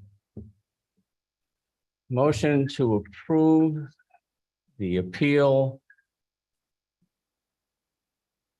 Excuse me, motion to approve an extension Yes. to replace in kind the non-conforming structure at 865 Lake Avenue, Lake Luzerne, until 9/21/23. Certainly. This date may not be extended. 9/13, isn't it? 9, that's not what I said. 9/21. Oh, I'm sorry, 9/13/23. Okay.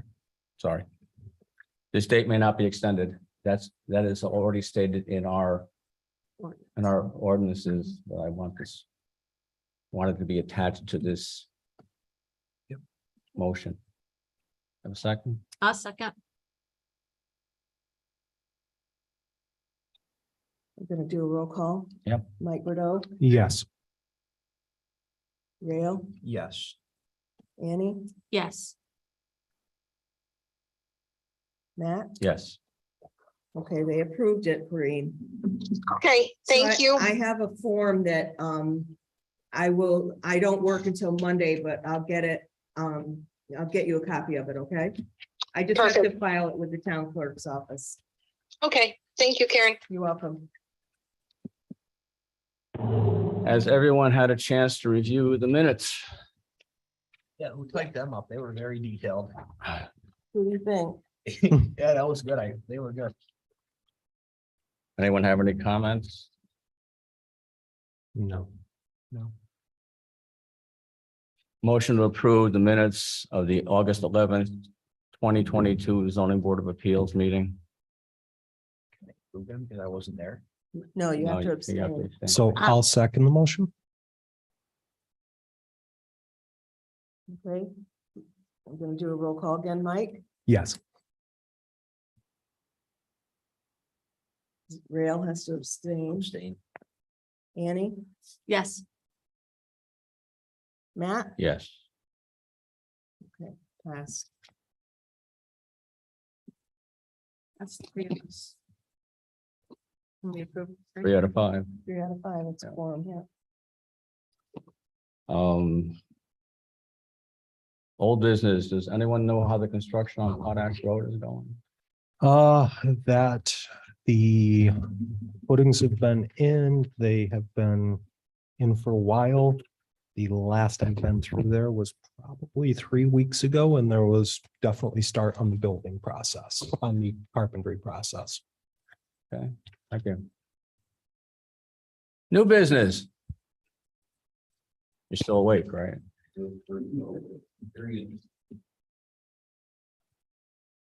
Well, new business, old business, since we have had meetings on this subject before.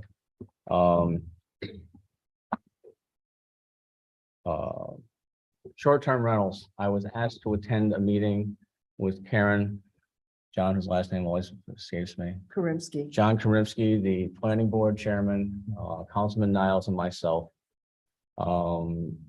Regarding input from several people from the town meetings that have been held. Regarding short-term rentals. Councilman Niles has also been in contact with the town of Bolton and the town of Lake George regarding their short-term rental regulations. And both of those towns have zoning regulations which limit the locations of short-term rentals. And he made a statement that I'm sorry, I cannot remember. I think it's Lake George Town and Lake George Village, not Bolton. It wasn't Bolton. I stand corrected. Question was asked whether we felt, the three of us felt that changes to the zoning regulations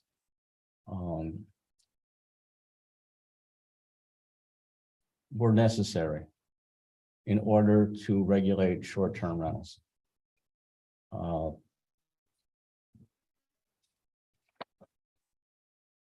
I attended the comprehensive plan meeting last week. And one of the things that was discussed is that the town board is going to make changes to the zoning regulation. So we looked at the zoning, we looked at our zoning definitions, what defines a hamlet residential area. And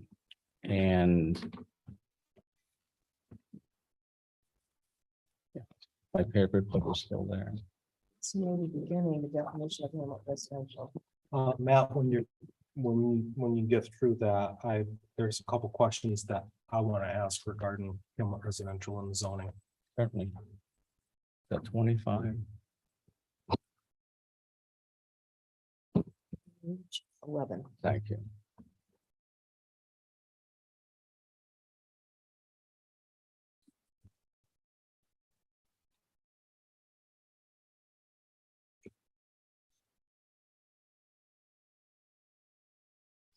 Per our zoning regulations, the definition of a hamlet residential classification is a residential development in a neighborhood setting.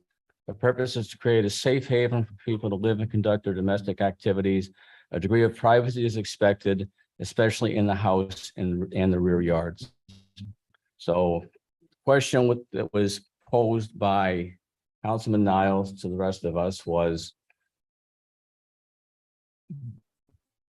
on the basis of that definition, should short-term rentals be allowed in in hamlet residential areas? That led into some discussion as to our zoning in general. How do parcels, who came up with our current zoning? I have the zoning map right here, okay? I had to meet with Karen on another matter yesterday, but we did discuss some flaws that are in the current zoning map. Matt, let me just clarify one thing. The official zoning map is that white one that Mike Bordeaux is unfolding there. That is the official zoning map.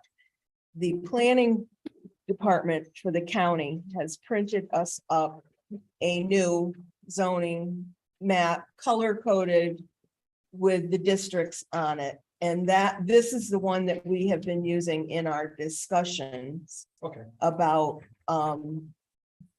the areas. It's easy to see how they're grouped within the town, but just for the record, that white map is currently the official zoning map. That map was made in 1984, has not been updated since then. All the regulations that are printed on the back of it are obsolete. They were old zoning things. They are no longer in effect. So when I met with Tracy Clothier, I'm sorry to go on so long about this, with the comprehensive plan, she's in charge of that.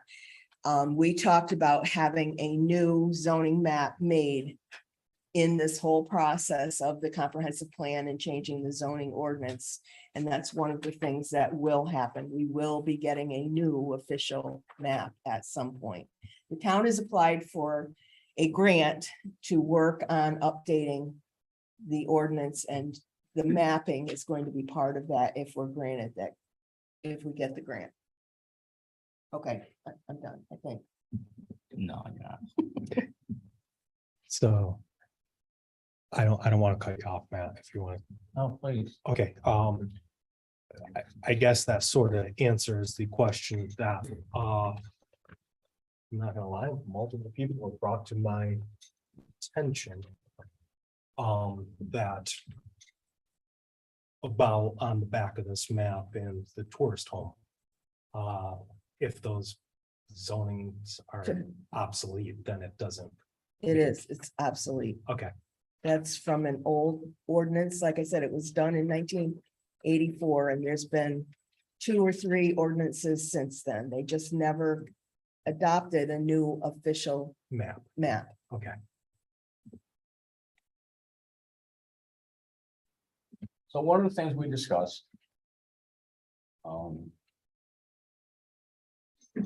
was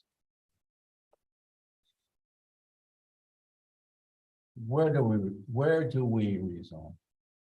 Or what do we rezone? Or do we rezone at all? And this is strictly, I committed to that group of people that I would bring this up, okay, at tonight's meeting to the board for discussion, and then I would report back our results to Councilman Niles, so he can present that information to Councilman Niles and my God, John Karinsky. John Karinsky committed that he would have the same discussion with the planning board. But the zoning board meeting is before the planning board meeting, so I told him I would provide him with the results of our meeting before his meeting, so he could present that to the planning board. But everything goes back to the town council. The town council makes the decisions. One of the things that we discussed was not allowing short-term rentals in Hamlet residential areas based on our definition of Hamlet residential. Then we got into discussions as to how did these areas become defined as Hamlet residential areas. And one of the top, I mean, you've got a Hamlet residential area all the way at the south end of the town, just before when you come over the bridge, okay, and it goes up a short distance, and then it's RT from there up until you get into town again, where it's Hamlet residential. Yeah.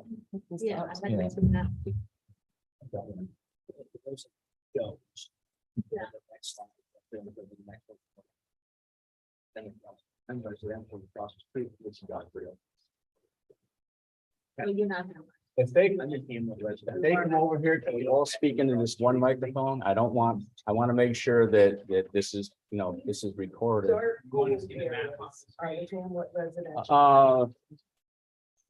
not necessarily. By Harris Avenue. That end of town, this is all up in this area in the height, and up in that area. This is up near Fourth Lake. Yes, you're welcome to come up and look at this. This is our current Hamlet residential here. And then, It's up the here. gold. It's the red is commercial. okay. And when I asked the question, how do these areas get zoned that way? One of the things that came up was population density. Okay, you have a high population density down here, And there's a- Okay.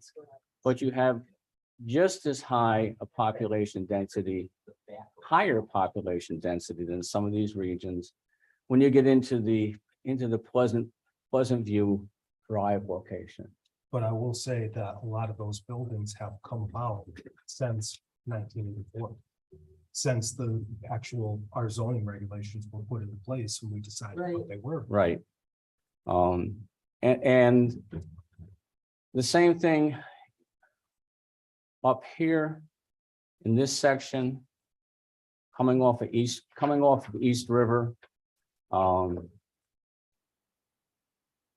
One of the concerns that I have about all of these properties from a long-term planning perspective is I will guarantee you there's not a single septic system on any of those pit properties which currently needs to be.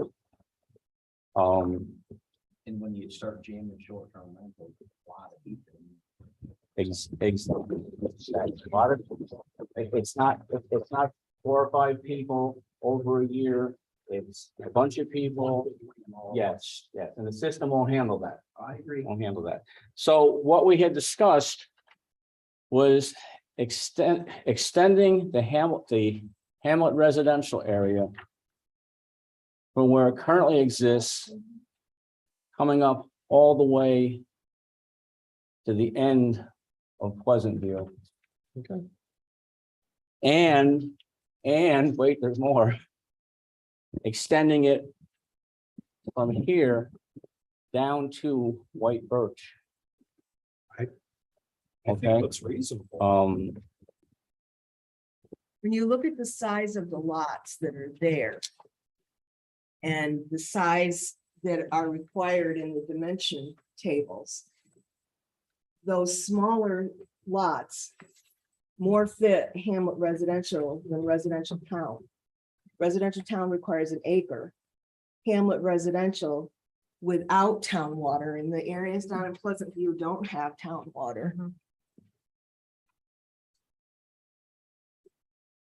Requires 20,000 square feet, which is roughly a little bit less than a half of an acre, which more fits all those little parcels that we're talking about than the residential town, which is 1 acre, which is what they're classified right now, and for the most part.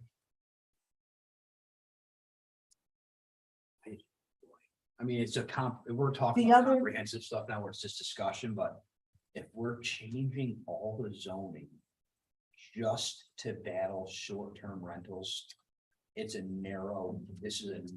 The other idea that they had that was discussed Yes. was to do an overlay, forget about how we're zoned here. Right.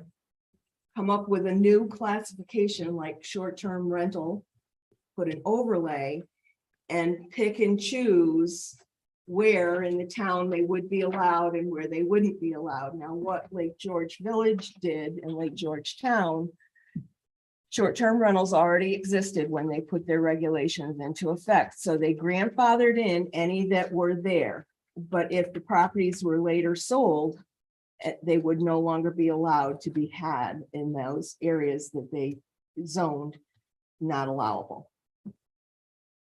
So that's what we were talking about, the 2 issues, either maybe if they decide, we're not even sure they're going to decide to regulate where they go.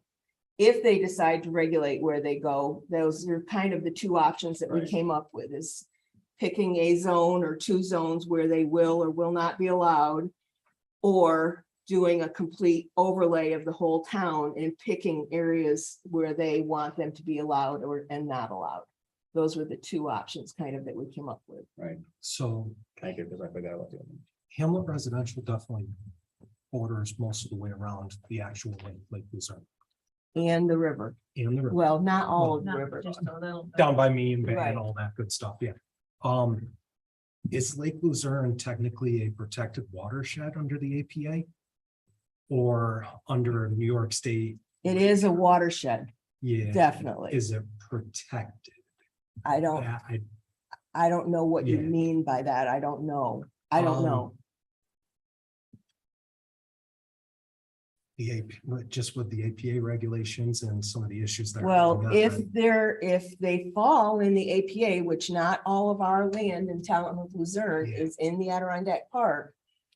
It falls to their jurisdiction, which is why anyone that lives within the park, they're supposed to check with APA to see if they have any jurisdiction, and it's for reasons that you're talking about, Okay. watershed.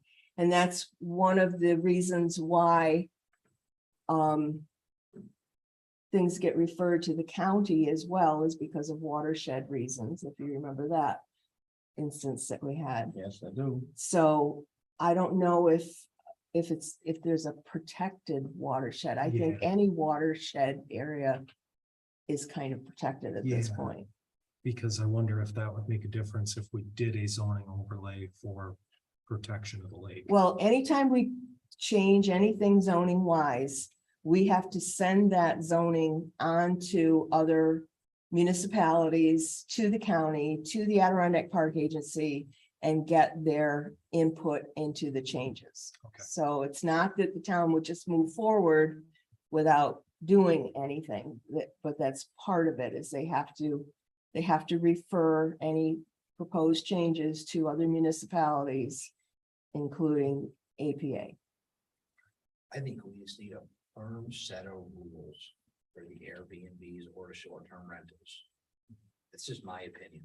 Well, the problem that they're hearing is that so many properties are being bought up within Luzerne that we're going to lose our resident space. So that's definitely something that I want to bring up, like this article with Racket Lake. Mhm. You guys know what happened to Racket Lake 20 years ago. Every single property was bought up.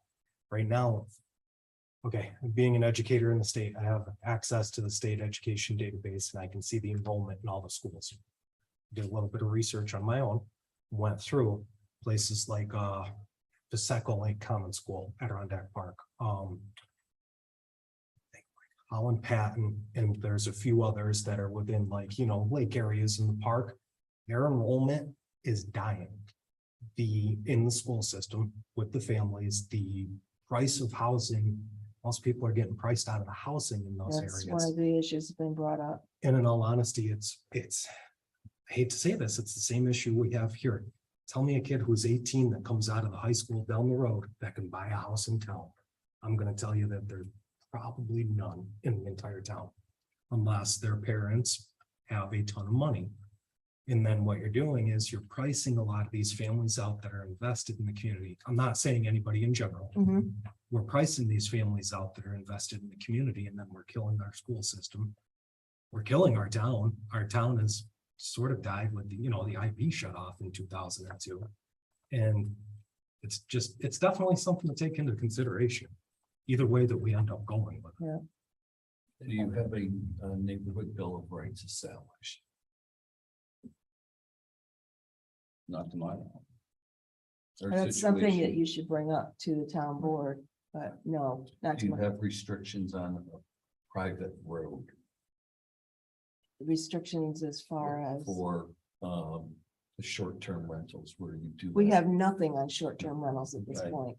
That's what they're working on. They're trying to at least get them to be registered within the town. The county wants them registered as well because they want the occupancy tax from it, but the town wants to regulate things like overloading in the houses, too many people in the house for the number of bedrooms that are there, parking concerns, septic concerns, neighborhood concerns, basically. There's a lot of issues have been brought up. And that's what they're looking to try to get these short-term rentals to apply for for lack of better term, a permit from the town And it looks like they're heading towards having Warren County do a property maintenance inspection on them, set the occupant load for the house, check for safety features, smoke detectors, tripping features, egress out of bedrooms, those kind of things. And then the town will take in that report, and then I don't know how and if they're going to address septics. They're still talking about what to do with that. But those are the things that they're looking at and talking about and trying to put into form into some kind of regulation right now. But they have not yet talked about allowing them in certain areas. They, right now, there's nothing stopping anyone from buying anywhere and having a short-term rental. We live on Valeria Drive. We're the homeowners, there's 4 homes. And one of the homes was recently sold and turned into an Airbnb. We have a 1/4-mile road, which is, it's not a conventional road, it's a dirt road with, you can get 1 car. So you often run into, I know where you live, you know, because you came up there and was that my, so that's the concern that I have to bring up somewhere. Those are my questions. When they open a business, when we don't even have, there's just liability because we own the portion of the road. It's a huge can of worms, and I mean, we can talk about it. I mean, we're gonna try and help, but we are just so limited on the Board of Appeals. I mean, we can help. Well, they've asked for your input on this. On this, I know. so what do you? And What do you- they're talking about, I'm a devil's advocate. Mhm. I want rules, but I don't want to lose my town. If they're talking, most of our short-term rentals are gonna be on the river. Nobody wants to be over here. The river and the lake. The river and the lake. Right. Out of this lake and this river, if we did a count, how many kids were in these houses going to the school, it would be minimal. This is summer people, and not many people in the area can even afford to have a place on the river. So if we can't really use the argument by saying we're gonna take kids out of the schools, because if we did a study, these areas that are being impacted by Airbnb probably aren't even populated by school students. I of know this that area. there are short-term rentals up on Fenway Drive, Mhm. which is not waterfront at all. Just in general, I'm saying, most people, when they do an Airbnb, they don't want to go stay up by the Little League field and have ants crawl on them. Mhm. They're gonna go get a spot in the river. I just think rules and rules and rules and rules. Because I take care of them in Lake George. I have people in short-term rental right now in Queensberry. And every one of the neighbors around that house have my phone number. So if those people act up, they call me. We went through all the county stuff, and there's rules, and if people are respected, but getting people to respect you nowadays. You know what I mean? Well, it was one of the town, the CEO for one of the town who made a recommendation that we make the zoning changes because the rules have no teeth without zoning regulations. That was where the recommendation to consider limiting changes, limiting where STRs can locate as far as zoning districts are concerned. That came from the ZEO in a town that already had rules, and that ZEO stated that it's worked much better now that the zoning changes have been made, which is why I was asked the question, you know, what do you think about making zoning changes? I think we need to put, my biggest concern, I understand about not having enough, you know, about nobody, your point is well taken. Okay, no one graduated from high school can afford, get a job coming out of high school and afford to live in Lake Luzerne. And anybody, Unless you're putting 20 of them in an Airbnb, in which case they could do it. So there's a question of the school population, but I'm extremely concerned about the total inadequacy of the septic system. Yeah, I agree with you. Okay, a case in point, I'm sure you all know this house, it's up here. I don't know the individual's last name, the house that hangs out over the river, cantilevers out Yeah, over the I river. was to stay there. Oh, okay, yeah, how does it stay there, but, that house, Karen has told me that house has just recently sold, for close to $300,000.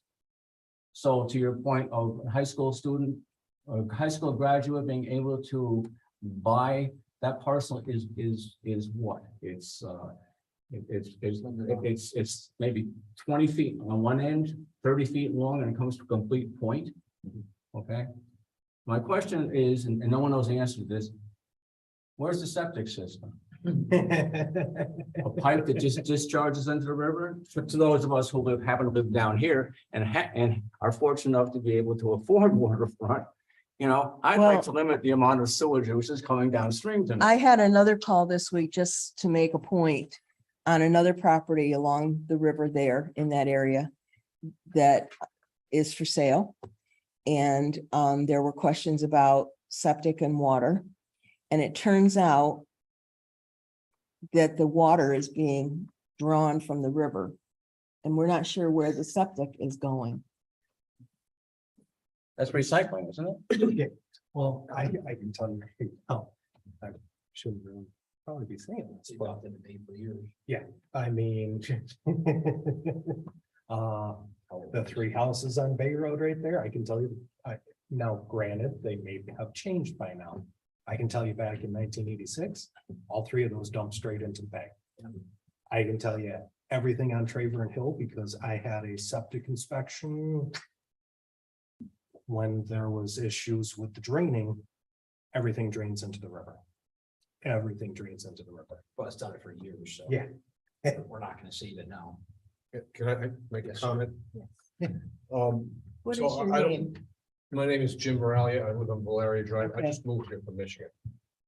Your last name again, I'm sorry. Miraglia. You're gonna get a summons in the mail now for court. Well, I don't know who colored this map orange, but when I listened to this definition of what a hamlet is, this expectation of privacy in your home and in your yard.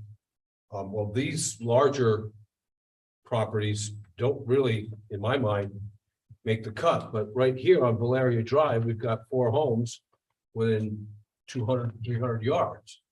And with the septic systems that were put in place in the 60s and all that. So I'm not understanding why, we're not a hamlet. And that's, I have asked the question, how was this determined? Unfortunately, no one who is currently here has answered that. It was probably just a good old boys club years ago. I mean, there are some things that, as Karen pointed out to me yesterday, totally different subject, these parcels, okay?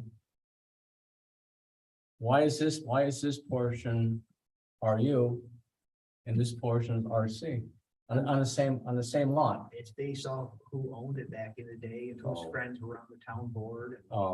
I think we need to look at all of our zoning and come up with consistent terminology and consistent requirements, consistent lot sizes, because whether we're going to base it on population density or the size of the lot or but we are not consistent. We are not consistent now. It's frustrating for the common people. should I take a picture of it? Yeah. That's right on the town website. Well, it's on the county website. On the It's county not on the website. town. This is on the town stuff. Oh, is it There's links on the bottom. on the comprehensive plan part? Yes. Yeah. It says like proposals. Yep. Yeah, I thought you were in the hamlet too. It just Shows kind that of you're stopped not. short. Some of it may be made, some of the way that it got zoned, and I don't know this, I'm speculating, could be from the Mondat Park zones that exist. Our zones don't match theirs at all, But I know, like in your area, you're not in the moderate group that they have, you're in the next group. And so because of that, they probably took and didn't make you Hamlet, which is a small group, small size parcels, because APA had you in the larger grouping, because I don't know how many houses per acre you're allowed under APA's rules, but it's different than what we have in our zoning book. And that could be some of what has caused those zones to be the way they are, but I don't know why, I don't know where, I don't know when it ever came about. And it's the same with a lot of these regulations in here. I question, how did this come about? Why is it written that way? Because usually zoning ordinances are made because there's been a problem and they try to address the problem. And I don't know the history of it. And it's been here long enough now that there are a lot of people not even alive anymore that Yeah. probably you're working had on the a input on it. 37-year-old document. Yeah. and Most of us. And Hadley has homes. Yeah. What? Hadley has zero zoning. right? No, Stony Creek and Thurman have no zoning either. But Hadley's Saratoga County. But there's, I don't think this is on. Well, I know there's not in Thurman or Stony Creek and they're Warren County. In your consideration, like I stated, it's not a driveway, it's a road, which is privately owned. If it's a private road, then I would talk to the other, like the owners that you're dealing with. Well, we're all the owners, yeah, we don't want it, but we have no choice. We There's did. there's other people sharing the private road with you. There's 4 of us, Yeah, I have two on my private road. 3 of us were here, we didn't know it was going to be a Airbnb, it just happened, maximum 12, there's 6 cars, 15 people. Lynn lives right next door, for health, she has no air conditioning. The windows have to be open, she can't, because of the noise, she goes to bed at 9 o'clock, it's very early, now she can't sleep, so those are the things I'm looking at. And then the safety, there's been confrontation between the renters and us, because somebody always has the backup.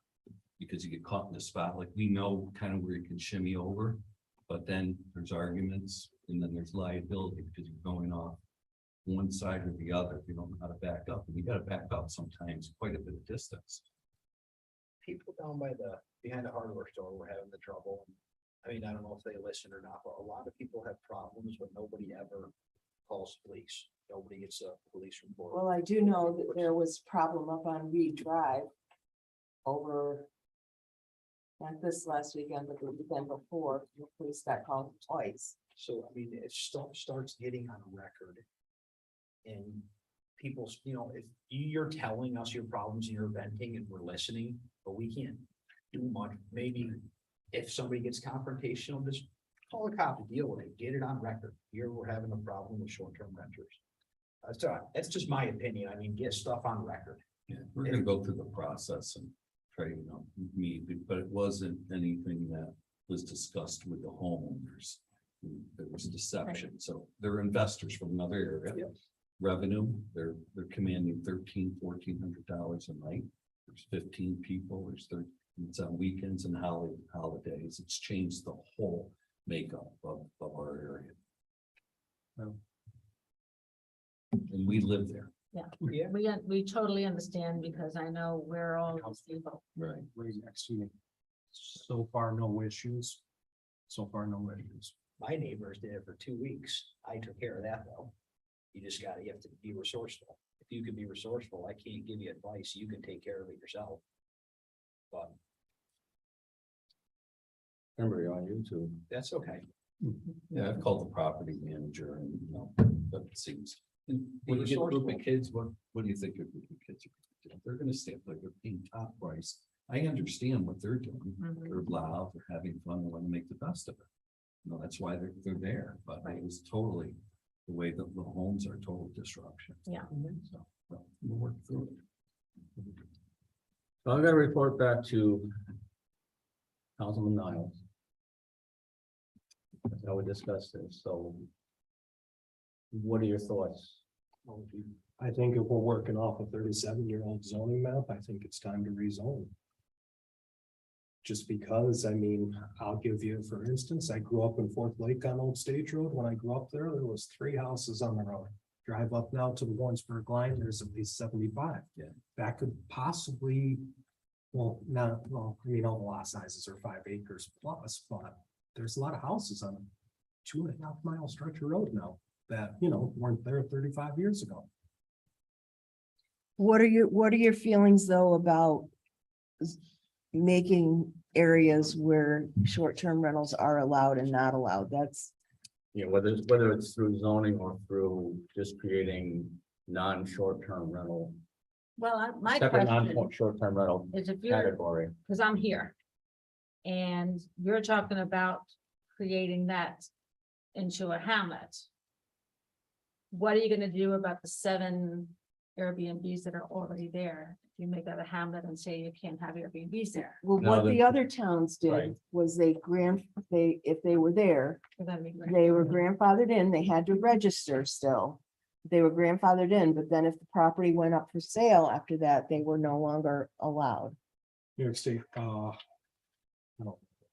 New York State Federation of Lake Associations, Wallace versus the town of Grand Isle. Supreme Court Appellate Division 4th Department held that the town's zoning law did not result in an unconstitutional taking of landowners' property because there were other economically viable uses of the property other than being a short-term rental. So see, that's where it gets tricky, because based off of that, basically what this says, is you can say tough. And a law is not a law till it hits Senate. Ordinances are just recommendations, right? Right. Yeah. People have to follow in good faith. Mhm. So if we go telling people no, they can just tell us no right back. Better off working with people. And maybe the towns have to hire somebody to be a short-term rental coordinator within the town. Short-term rentals are going to bring revenue. Maybe we can pick up on that. Maybe we can be the town that hires a coordinator, somebody, so when somebody's blocking his road, like a constable, he can call, say, I got a problem, because right now you have nobody to call, right? You feel useless. Yeah, no, it's just constant. Yeah, you have nobody to call. So maybe the town hires somebody to do it. I mean, if we can make enough money off it, and if the town can charge people for it, and if we can get taxed for it and control it. I just think zoning and telling people no, just not gonna work, because Right. these investors are coming in and they have more money and they have better attorneys than we have. Well, We can't I, get I, attorneys. I understand your position, but if it's zoned, if it's zoned such that short-term rentals aren't allowed. So any attorney, okay, who's looking at a parcel or an LLC, you're gonna ask the question, are short-term rentals allowed? Okay, if the answer is zoning does not allow short-term rentals, okay, they are not likely to invest that LLC's money in that parcel. They're gonna go find someplace else where there aren't any regulations. Unless it's a smart attorney that knows zoning and stuff is fluke, which they're probably going to catch on eventually. Oh, that's just, But- that's a matter of how much. There are effort we other want to things that spend. are allowed in Regulation. Hamlet residential zones, and that's what you're I just don't bringing want up, them to come I think. back for us, you know, There are Airbnbs allowed. No, I'm saying in Hamlet residential areas, you I can guess. have other No, things. You can have a single I family get home. that. So I know that this is not up to date, but what it says is standard uses would be single family dwelling, 2-family dwelling, open space recreation, and pre-existing mobile homes. And under this old one, not that I want to read it out because it's probably not correct. But it says roaming tourist home, funeral home, you need a conditional use permitted, authorized by the planning board. Right, The but issuance of- they're still allowed. You just have to go through the process. So then my question comes to you, Karen. Is tourist home still in there under conditional use? And do you need? a No, permit? what tourist attraction is, but not tourist home. Okay, That would be like, instead it would be hotel, motel, bed and breakfast, or something to that effect as it's listed in here. Right now, what is allowed to be in Hamlet residential, and I'm not going by size, I'm just going by whether it's allowed or not, are single-family dwellings, two-family dwellings, manufactured homes. Multiple family dwellings are allowed under site plan review. It has to be a larger lot, but still they're allowed. Bed and breakfast, site plan review, boarding house, site plan review, church, site plan review, daycare center, site plan review, fishing club, site plan review, funeral home, site plan review, home occupation that's associated with a single family home is permitted. A level 2 have to go through a special use, but it would be in conjunction with a single family home. Public, semi-public facility, institution, site plan review, public, private utility, site plan review, senior housing, site plan review, solar collectors are permitted, telecommunication towers is a special use permit, and windmills, special use permit. That's it. That's what's allowed in Hamlet residential. Anything else would be a use variance. It's just something our forefathers didn't see, the people who wrote this up, they just. Well, a short-term rental is usually considered a single-family home or a two-family home or a condo or multifamily home. That's what short-term rentals are usually considered. They're usually privately owned or by an LLC, and they're usually a family, a dwelling, a living dwelling, not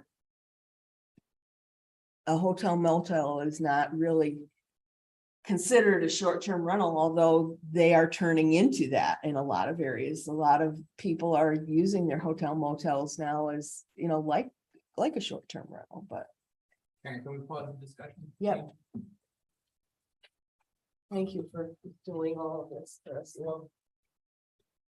Okay, so what do we have to? Yeah.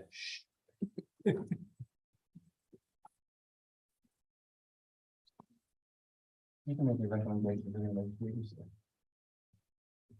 I don't know, the ones I said don't want to. All it's on YouTube. Yeah, I did.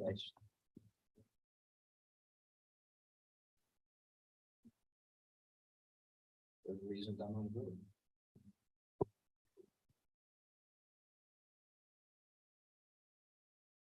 Put a big sign up to the 4x8 piece of plywood, and I wrote Airbnb 1:30 at night. I pointed at it, and I left it out from the house for a month. Worked. Still have the plywood still in my garage.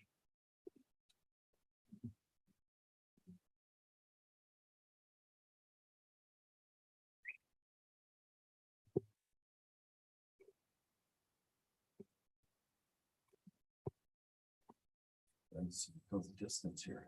Okay, we're rolling again. Thank you. Okay, so what do we have to go back to Councilman Niles with? He just wants to know our thoughts on rezoning. Or however we do it, whether establishing zones where short-term rentals are not allowed. I definitely think rezoning is a good idea. I did run this, one of the questions that came up is we have to ensure that we are not spot zoning. So I did run this by council and asked the rezoning, and he said no, that spot zoning is rezoning of a single parcel for the financial betterment of the property owner. So what we're talking about is not spot zoning. Because it's for the betterment of the town Right. in general, not one particular person. But I think that we should definitely look at it from a population density viewpoint and rezone off of that. Well, I think population density I guess population density based on what the STRs are advertising as to the number of people you can hold there. 'Cause our population density is going to be based on the number of bedrooms which are in the houses, okay? Okay. You know, and so the septic may be adequate for the number of bedrooms that are in the house, but that assumption is that there's 2 people in the bedroom. That's the max size, 2 people, not 8 people, And 3. not 4 sets of bunk beds, you know. How, if you're not sleeping that many people, how else can you be getting $1,200 a night for your place?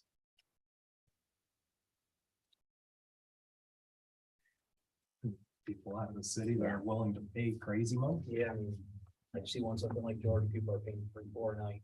Yeah. 7 day nights. And they don't blink an eye. Don't even break. They advertise right on their Airbnb website how many beds they have. Right. And then they bring air mattresses to put the extra people on.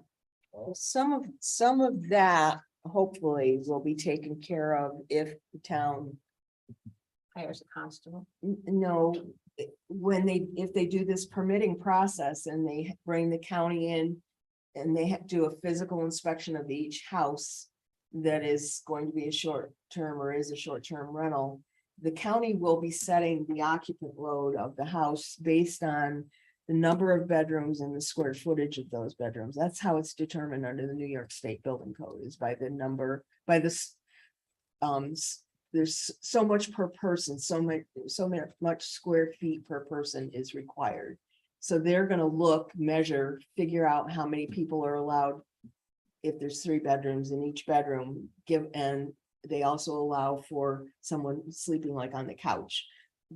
And so they would give a total number of the occupant load as the building code sees it for that building.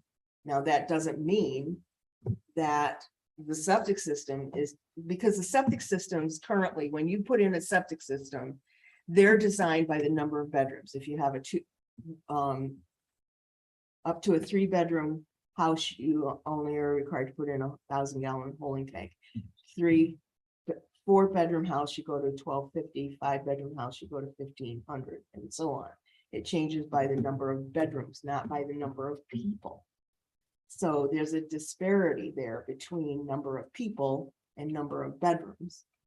But if the county comes in and does this inspection, at least we will have a limited occupant load to some degree. Now, whether that septic system will handle that or not remains to be seen. The problem is some of these houses will be vacant some of the time, and people are saying, well, someone living in a home uses the septic system more on a daily basis than someone who rents out a short-term rental that only gets used 10 days out of a month or 15 days out of a month. The use, Except for the fact that that's how the septic system is designed. Right. Continuous slow feed, not Not a- massive shots. right. So let's say we do change the zoning, we say no short-term rentals. You're living there, all of a sudden a crowd of people show up. Who does he call? Because they're breaking the zoning ordinance. at this point, you'd have to call the sheriff's And department. what does the sheriffs do? Uh, Can they refer probably back? file a report or Can they something. like refer back and tell them to leave because of our zoning? Well, they will address how it's going to be, Punished? not well, probably punishment too. They'll probably do penalties in it, but they'll also address in the ordinance how it's going to be enforced. Because my fear is,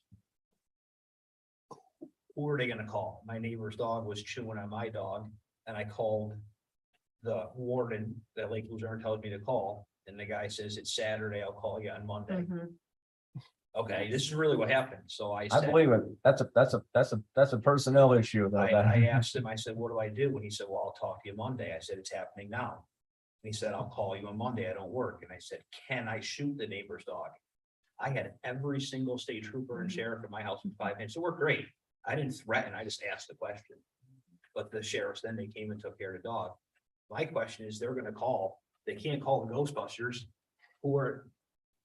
there's gonna be no punishment. So we're gonna make all these Well, laws. I think you need to be at the meetings Yeah. too. I think we should work with the people rather than work against them. Because up here in Luzerne, we're not gonna fight these people coming up. It's not smart enough. We can't even get an attorney at a meeting. We are not, I'm just speaking. Just not gonna reality. let that go. No, I'm not going to. So how, like, let's say somebody came and that guy brought an attorney and asked us a really good question, and we say, oh, Jesus. Come back next week? Yeah. It's embarrassing. I think we should work with the people rather, work with the short-term rentals. We're not gonna stop them from coming. Not gonna happen. Ben, in all honesty, when we have these public meetings, we need more people there. We need more people there to speak their piece, give their opinion, everything. So. Saying. There were 75 people present at the comprehensive plan. That's why I didn't come. Nice. Yeah, I told Ben, I was like, oh. That's probably a first in town. I mean, I wouldn't be surprised, but that's good though. That's a good turnout. My recommendation is to hire a short-term rental coordinator on the town staff and have our town be on the forefront of taking control of this. Then maybe the other towns can follow us. We can't even get a deputy zoning enforcement officer. Hey, we pay somebody $1,000 a month to run the Facebook page. We should be able to get somebody to coordinate short-term rentals. I mean, So, that's my recommendation. okay, so. Should be writing these things down. I think here it is. Karen is. It's all on tape, isn't it? No, it is on tape, but I'm kind of fading out here, but You can't hear the audio. what I've got is that maybe the town needs to hire a short-term rental coordinator like a constable. And Mike said that he thinks that we need to rezone. And we need to look at it from a population density point of view. That's what I've got so far. There are, unique situation, like in our situations, that has to be addressed from a liability standpoint, like to your point. With being able to have the ability to retain legal counsel. In my end, unfortunate, it's my son graduated from law school, so he's been kind of already advising in the right way. He's still on the payroll, so. But the liability issue for the town and the liability issue for the homeowners are real issues. So that's what I'm just trying to go through the process before it starts to get real. I don't want to say muddy, but have to have no counsel speak on our behalf for the whole group. So. And we should reach out to some of these owners of the short-term rentals and ask them to come to a meeting and ask them. They have been coming. There were quite a few. They have been short-term coming. rental That's cool. Owners. They came to the workshop for the planning board and they have been to the town board meetings. They're putting their Love to see input this in. room full almost every night for those meetings. Yeah. I mean, that would be, when the meetings are, that'd be great. My position is, we need to regulate it somehow. And if rezoning or restricting short-term rentals to only certain areas of the town is working for other towns, then it's something that we should consider. But I still think that we need all the separate rules and regulations and permits and inspections for all the short-term rentals. And I believe that beyond, well, maybe it would be the job of the short-term rental enforcement individual. Because it's, to me, it's beyond going, it's several of these towns hire a service that just goes on the Airbnb and VRBO sites, okay, and checks to see who's complying, not complying, who's Paying that tax. who's permitted, yes, who's paying taxes, that's what, it's through the county, yeah. I think you need that kind of enforcement, even with the regulations in place. I mean, I'll be the nice guy, I'll rent out my place as an Airbnb, I'll get my inspection, it can handle 12 people. Okay, and I get my permit and then I immediately start renting out to 20 people. You know, who stops me? My neighbor, if my neighbor complains to the police, maybe, Who do you call? yeah, who do you call? What does Saratoga do? This is like short-term rental kind of started in Saratoga, isn't it? With the track? Probably. Yeah. But I guess- Well, that's just for a month though. I get. So they're not even classified. The whole kind of theory of short-term. I knew about Saratoga for years, but it's new here. But I mean, a lot of theory behind with Saratoga, what it was is people couldn't afford the taxes because taxes are going higher and higher and higher. So for the month of August, they move out, they go south or they go wherever, they rent out their house, that pays their taxes for the year. Oh, yeah, There's, people have reasons why they, you know, why things are going. they do. And it's totally legitimate. I mean, I get it. My taxes are crazy. my old admin had a place right near the track. And she had a camp on Lake Installation. And she rented her place out every year for 3 years. Everything was fine and dandy. On the 4th year, her place was trashed. And that was the last time she rented out her place for the month of August. But Saratoga has changed things. I mean, in those days, there were no regulations. Now, if you're doing that in Saratoga, you pay taxes. Those rentals are taxed by The ones that are the ones, registered, right, well, just like, just like with us. that listing that we had, of the short-term rentals, the 30 short-term rentals. And you said you knew it wasn't accurate. Well, it's even less accurate than we thought, because one of the individuals on the list called up and said, hey, this address is my personal address. This is not an Airbnb. Okay, but I have 4 Airbnbs that aren't on this list. I've heard rumblings of over 100 in town. I believe that. I have no problem believing that whatsoever. So if the town could capitalize on it, we could make enough money to hire a coordinator and possibly control it and make it lucrative. I think it's The only funny is thing the- I'm gonna say to you about make enough money off it is any occupancy tax that the county gets cannot be used for enforcing anything.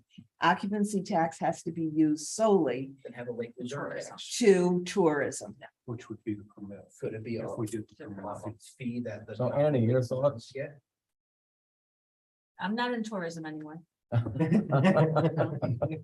I did those years. No. I'll go back to my business background, instead of level setting like a $300 permit fee, because it's really, it's not balanced, because you'll have some rentals like the one I have that are $50,000 a year, $300, or versus an individual should be on a percent basis. Yeah, That's We exactly- have discussed that. like a tax.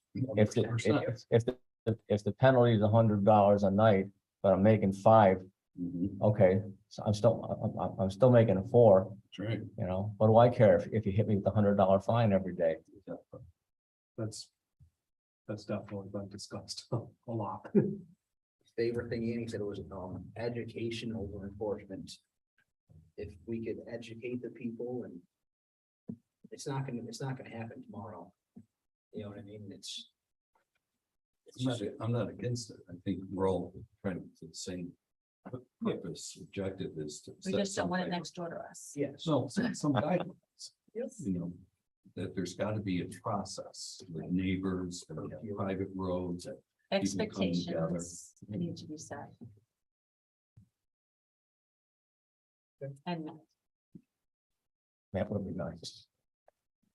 So does anyone else have any input on this before we Yeah. So wrap it the up? yellow section is what that we're in the area. I thought was in the yellow. So. It's the colors are at the bottom of the map. that's not the hamlet. No. It's the jar, You can get that right. the jar. It's the Right. hamlet. Well, I've done a lot with the APA, so I've got a lot of information. Oh, geez. Okay, thanks for your time. Thank you. Appreciate it. Appreciate you staying. So, New York. yeah, well, No problem. Thank you. All right, take care. Anybody have anything else? They were there, open their mouth at 6 points. I'm good. Motion to adjourn. Second. All in favor? Aye.